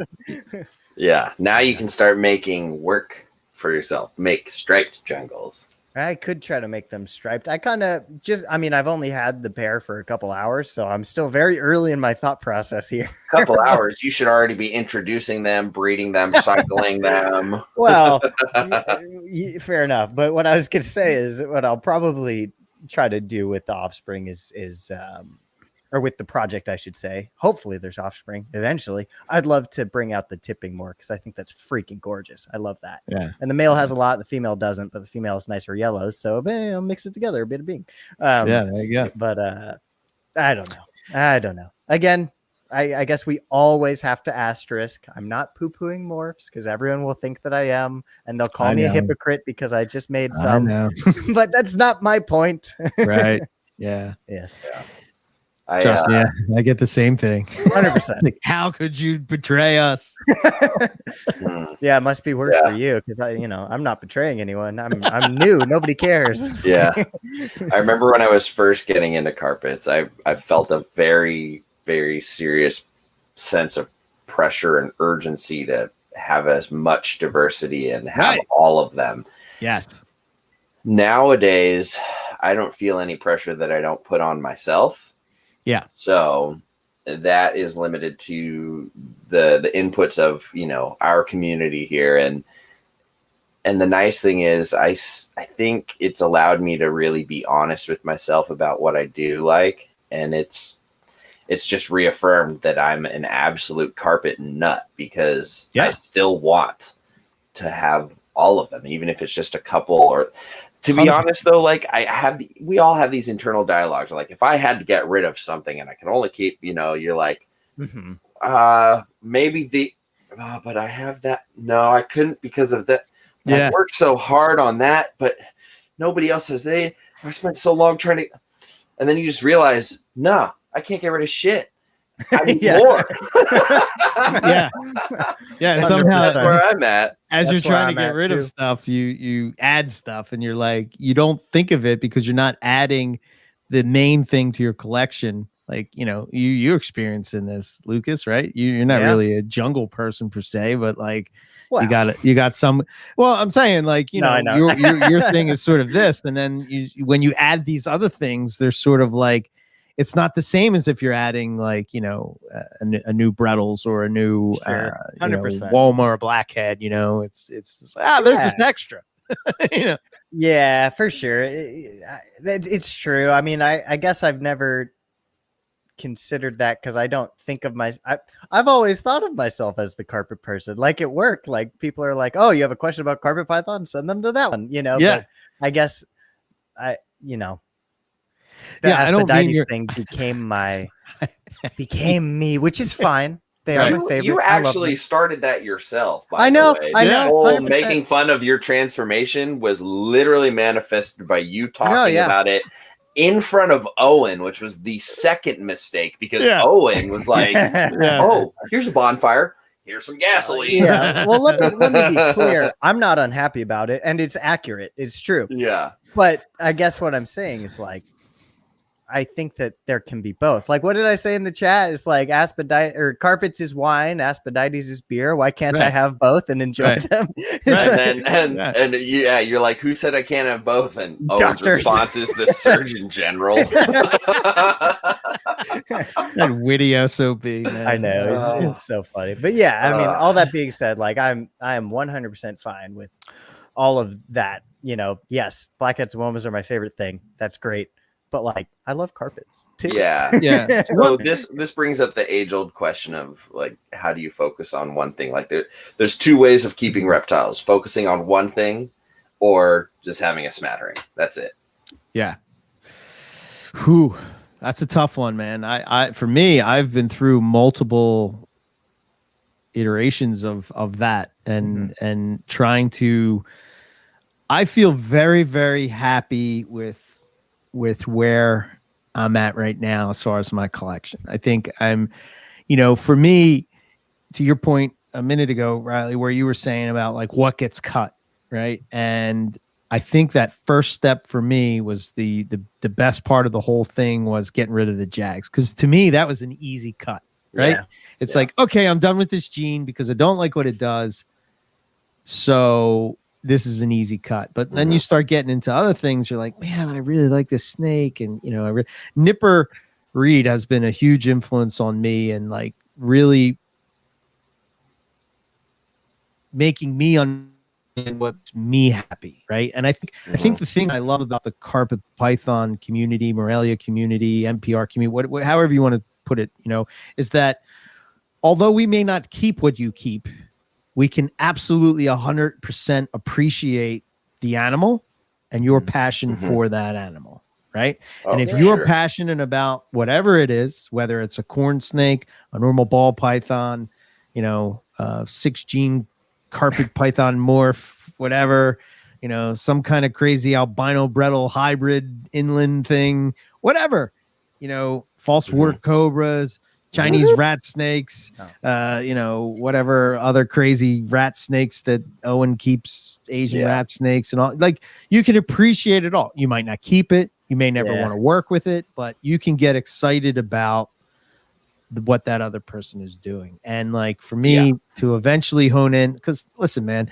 it sucks when you say this shit on air over all this time, because it looks like you're just like this flip, like, oh yeah, I'm cool about this, and now I don't like it anymore. Oh yeah, I love this, and now I don't like it anymore. And I'm hot and heavy. I think it's fine. I think it's like there's some people that they go in and they act like they're all of a sudden the expert on that thing, and it's so short lived. You didn't even give it a chance to you didn't work with it that long, and now all of a sudden you're on to the next thing. I think that's where maybe sometimes you got to take a step back. But for me, I've decided that Australian reptiles is sort of my thing, right? Yeah. So I get a little bit of diversity by being able to add, a couple monitors, a couple geckos, gives it a little bit of a difference. But at the end of the day, carpet pythons will absolutely always be my favorite. For sure. Period. Yeah, for sure. That doesn't mean I don't love the other stuff, but it's just personally for me, that's my favorite. That's what exactly makes me want to go into the that's snake what room. I'm saying. Right. Except blackheads. Right. And that's the only person it should matter to, right? When you come home from work and you're tired and you don't feel like cleaning snake shit or making sure they have water or whatever the case would be, at the end of the day, you want to be able to go into that room and it should be a stress reliever, not a stress maker. Yes. And like when you finally get to that point, it's great. It's just great, because you're not trying to do something that somebody else wants you to do, if that makes sense. I agree with everything except, since Mike said albino scaleless bredli, I will say I do not appreciate anybody's appreciation of scaleless. That's where I draw the line. Yeah, that's kind of my line too. I don't get that whole thing, man. Yeah. I don't know. I have to bite my tongue because like every once in a while, like I'll catch myself ripping on scaleless, and like our good shop friend who wholesales this corn snakes who works the scaleless stuff a lot will come in and be like, those things look like scrotum snakes with weird warts and they're disgusting little wiener snakes, and that's disgusting, and you took away the whole thing that made them a reptile, and he's standing right there. I'm like, except for yours, Jeremy, yours look great. Yeah. I tried so hard I've tried to do this as much as I possibly can. And I know sometimes I say things wrong and it comes across wrong, and it's not how it's coming out of my mouth is not how I'm thinking in my brain. But like, I don't like to knock somebody else's thing to make my thing look better. Yeah. I just want you to see my thing. Check it out. Just take a look. Like, look, yeah, man, I dig those, those Asian rat snakes. It's awesome. Really cool. But check out this, check out what I got, Yeah. And I don't want to say, well, the Chinese rat snakes suck, or, rhino rat snakes suck, or, whatever. Tiger spilotes suck, or, I'm not telling Riley his, whatever, Cribos suck, It's like, no, man, that's your thing. But, sometimes when they shit out the door, out the glass, and it gets out of the freaking enclosure and seeps onto your floor. Sometimes they suck. Yeah. 100%. Well, Eric, I completely agree with you in every instance except for scaleless. I'll take the heat for that. I'm never gonna say that that's cool. I mean, look, like, I don't know, would you breed a whale that didn't have a layer of blubber? Like, that just doesn't make sense. Like, I'm with you, man. Everything else good. Just don't get it. It's like you pop out a dog with no legs, you're gonna be like, new hot thing. It's like, dude, you don't even have to walk it. You can roll it down the lawn.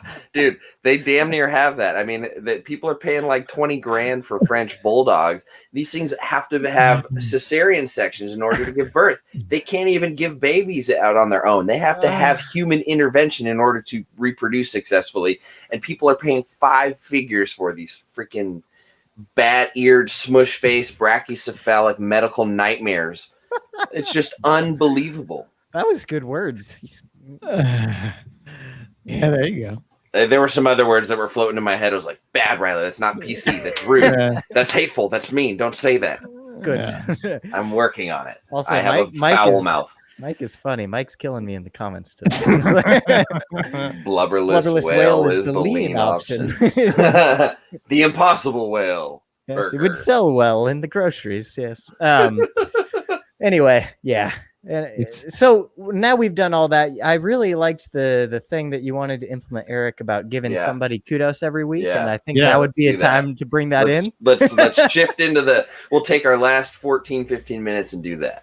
Yeah, so I'll go first this time since I went last time, and I'll go last. I'm gonna give kudos to Dan Maliri, and interesting, is that his shirt, Riley?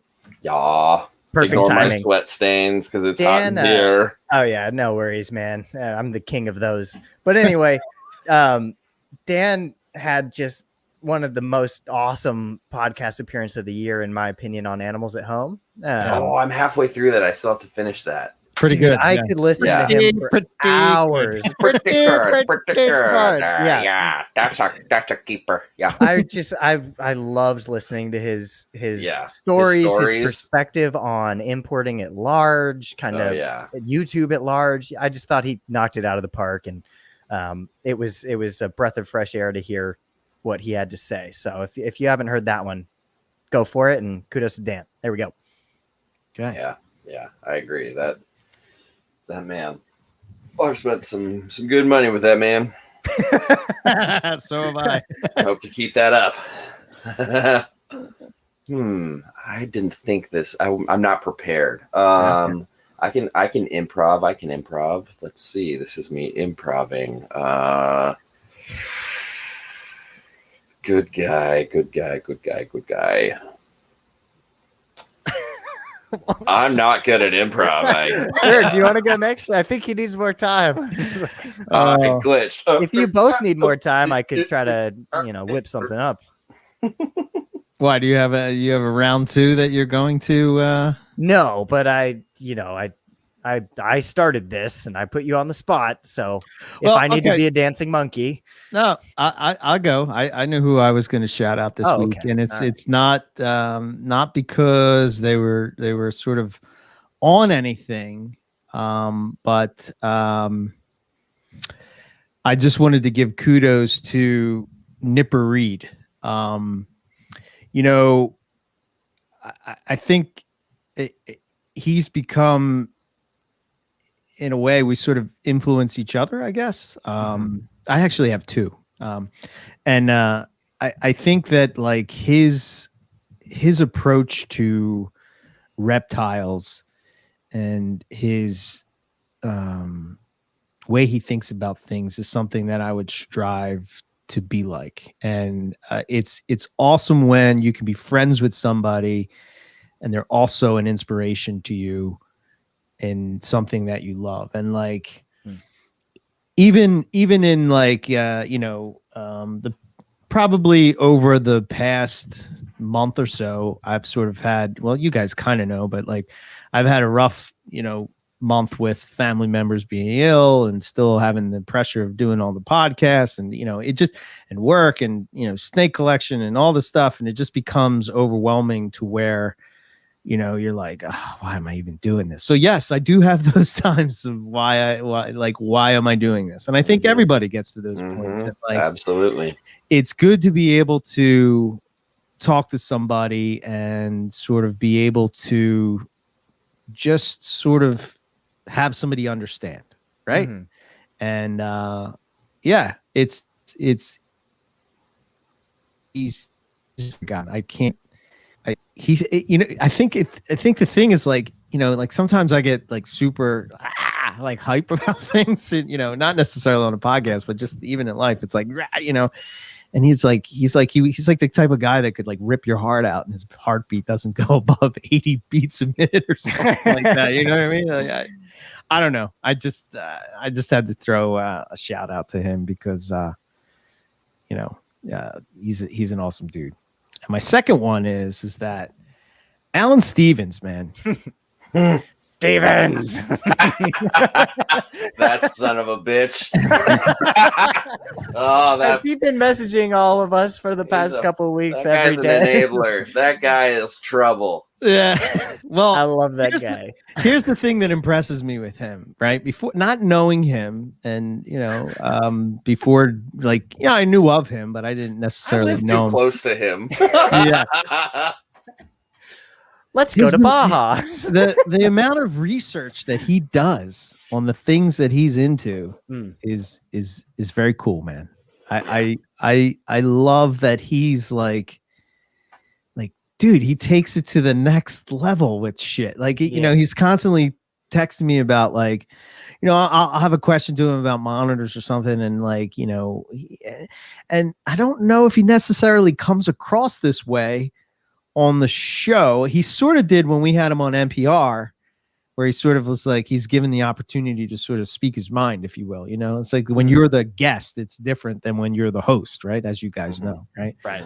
But I don't know, man. He's just really impressed me. He was like, we were talking about naturalistic cages. He did the thing with that cage from Uline, where he's like, always trying to push husbandry for his animals to the next level, and like really thinking about this balance between being a breeder and having a large collection and being able to sort of balance that with making sure that the animals are kept in the best conditions that they can be kept in.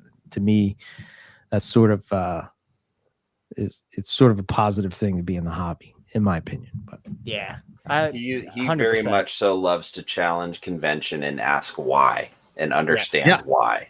And I think it's with such a contagious energy too. He's just such a kind, positive human being. Like, it's awesome. Yeah. Yeah. And he doesn't do anything half-assed or little. He's like, reptiles, I'm going to get 2 warehouses and fill it up. Whoa. Yeah. I think the thing that really stuck out to me is like, he's talking about, like, because we were talking about how do you make a naturalistic setup like look like Australia with that red dirt, and he researched why the dirt is red, All the iron he comes oxide. back with this like, oh, I found this thing, and I mixed it into the substrate, and look what it looks like. And immediately I'm on Amazon like, what did he buy? Okay, I'm gonna buy it. And my wife's like, what do you got now? What is in this box? I was like, it's iron. Yeah. It's to make my dirt red, babe. Yeah, he's texting me while he's on his midnight work shifts. I wake up in the morning to like, what, you fucking dirt nerd? What the hell? It's awesome, though. It's the best. It's a really good thing he isn't into drugs or something, because he'd be like 100% into drugs and we'd lose him. He's like if he was into tattoos, he'd be the guy that's like literally tattooing his toenails just to like complete his whole body. You know what I mean? Like that's how. Yeah. So he's intense. Stevens. I think I gave you enough time, Riley. Yeah. Yeah. So oddly enough, I have 2 now. Oh, okay. I should be efficient and save one well, for next now time. I look like an asshole. But well, your personality was big enough for 2, man. I mean, you're all right. I love you're you good. guys. I wanted to give a big shout out to Todd Dyer. That dude's a one-man band who just doesn't ever stop. His business is working for Carrie, and he does that 7 days a week, and he literally never stops, and he's flying all over the country doing shows, dealing with it all, and with the collection much more sizable than most people realize, and with no help. And he's throughout all of it, he's got his own personal life and things. And I just, we don't keep in touch all the time, but recently he and I have like sort of been keeping in touch again, and he hasn't changed, man. He's still, if anything, he's just gotten healthier and better about his approach towards the long term and stuff. And he's always struck me as somebody I should look forward to every interaction with, always look up to, and just kind of pay attention to.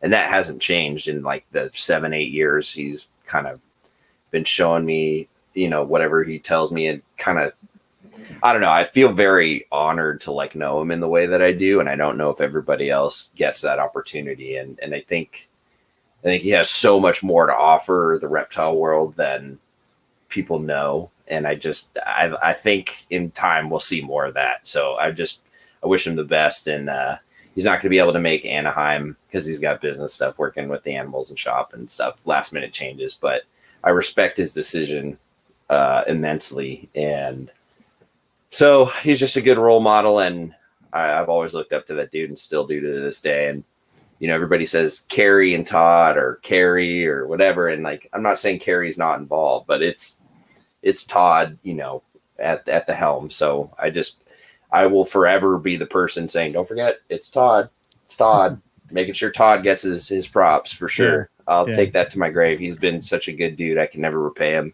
And then my second one is Jacob Bratz, Mr. Bratz.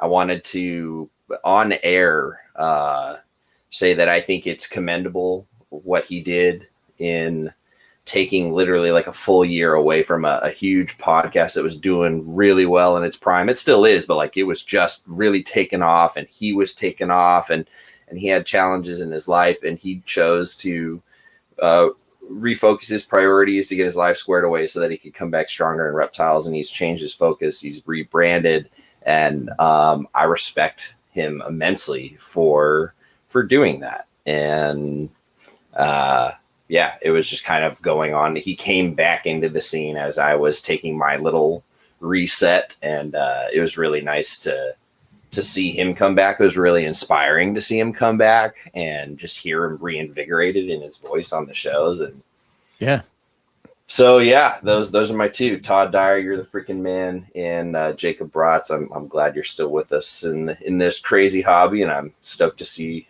what he does and what he contributes. And I just hope it's fun along the way for everyone involved. Heck nice. Yeah. All right. I'll audio group hug. Yeah. Air I'm five. going to hold on. I'm going to share this with you guys. And Did you you just air slap me? Maybe. Jimison Where is it? rejected my audio hug. Unbelievable. Why can't I get this to come up? I don't know. Wait a minute. Hmm. There we go. All right. So came across this every once in a while. I stumble upon videos of things that remind me of The thing. war. Yeah. Oh, yeah. Ooh. This was a coastal carpet that we found in Scott Eiper found for us in the Boondall wetlands. Beautiful. Look at that. And that just gives me an appreciation for why I love wild types. That thing is so pretty. Also, is that pine tree? Those pine needles? Something similar to that, yeah. Interesting. One observation I did make before we sort of hop off here, but I gave my diamond pythons perches, and I noticed their strength is in their tail immensely increased as opposed to ones that don't have perches. So makes sense, man. Use it or lose it. I don't know what that reps means. in. I don't, but like literally like taking my diamond pythons out and handling them from when, say, a year and a half ago or 2 years ago or whatever it was, where they didn't really have perching, as opposed to now having like a lot of perching that they can get up on. And I think it's really because of like how they're wrapping that tail, man. I get like they use and man, what a difference. I don't know. It's just weird. And this is like gave me the appreciation as that carpet kind of disappears into that tree.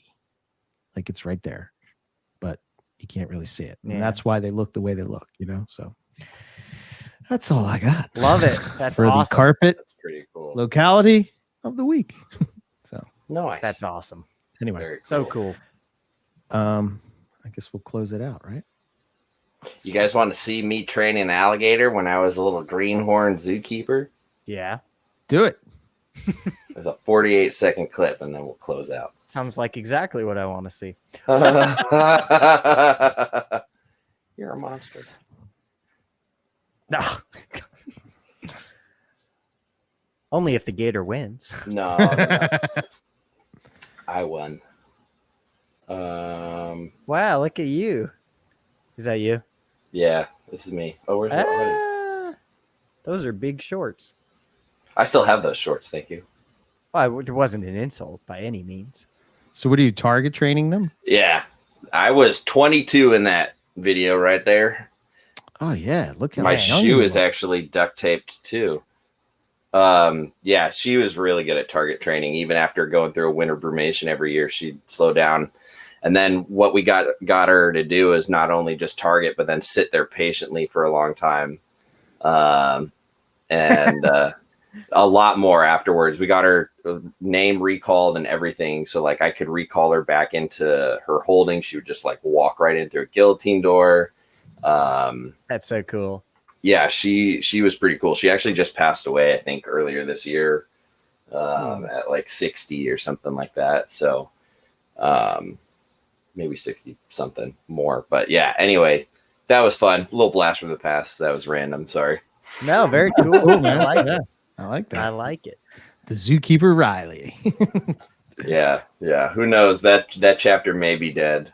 That part of me might be a history. It seems to come back every couple of years, so who knows? It's up to you, man. Start our own zoo. Yeah. Now that's where my head is at. Yeah. Let's we just do need this. a big ass building. And we all need lets to us move do it. Yeah. together.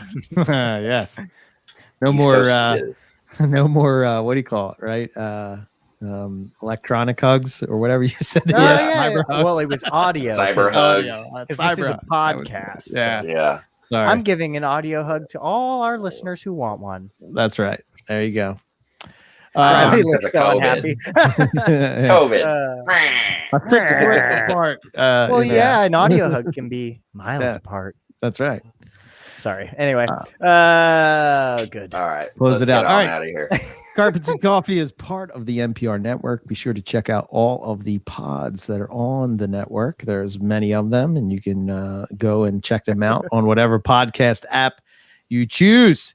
If you want to learn more about us, you can check us out at MoreliaPythonRadio.com. You can email us at info@MoreliaPythonRadio.com. If you want to support the show, like what we do, you like what we do, and you want to try to do it, so you could subscribe to the YouTube channel. Doesn't cost you anything. You can like the videos and share them around, drop a comment, let us know what you think. You can subscribe to the podcast on you're just like Owen, man. When I get on a roll, you just screw me up. Fucking Lucas is fucking with me. That was so good. It was so smooth. Damn it, Lucas. Oh, son of a bitch. I have said nothing. Exactly. So you can subscribe to the YouTube channel. You can like the videos, drop a comment, subscribe to the pods on whatever podcast app you choose. If you want to vote with your dollar, right? I figured I'd use my own, catchphrase. Teespring, you can get some swag. We also have the Patreon where we have 2 tiers. You can buy us a coffee. And then there's also, which is $5. And then there's the inland tier, which I think we're doing the monthly thing sometime over the next couple of days. We do a private stream kind of like this, but Owen's with us, and we kind of answer your questions rather than talk about what we want to talk about. So there's that. And then I must throw out US Arc.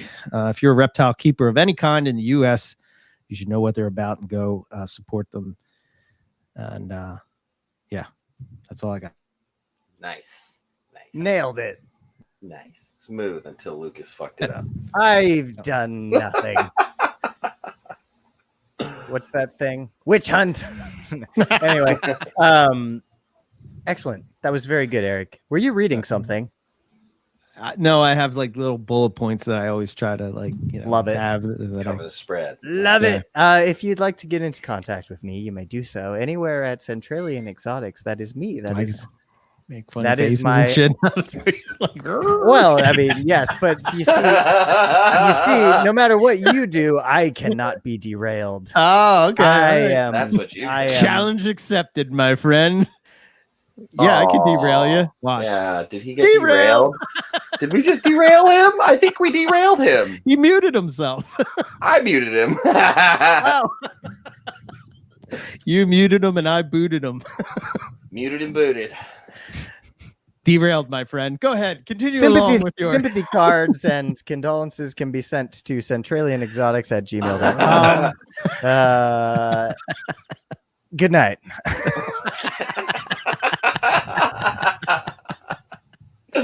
Yeah, you can find me on all the things Riley's Reptiles and YouTube Riley Jimison, and that's all I got for you.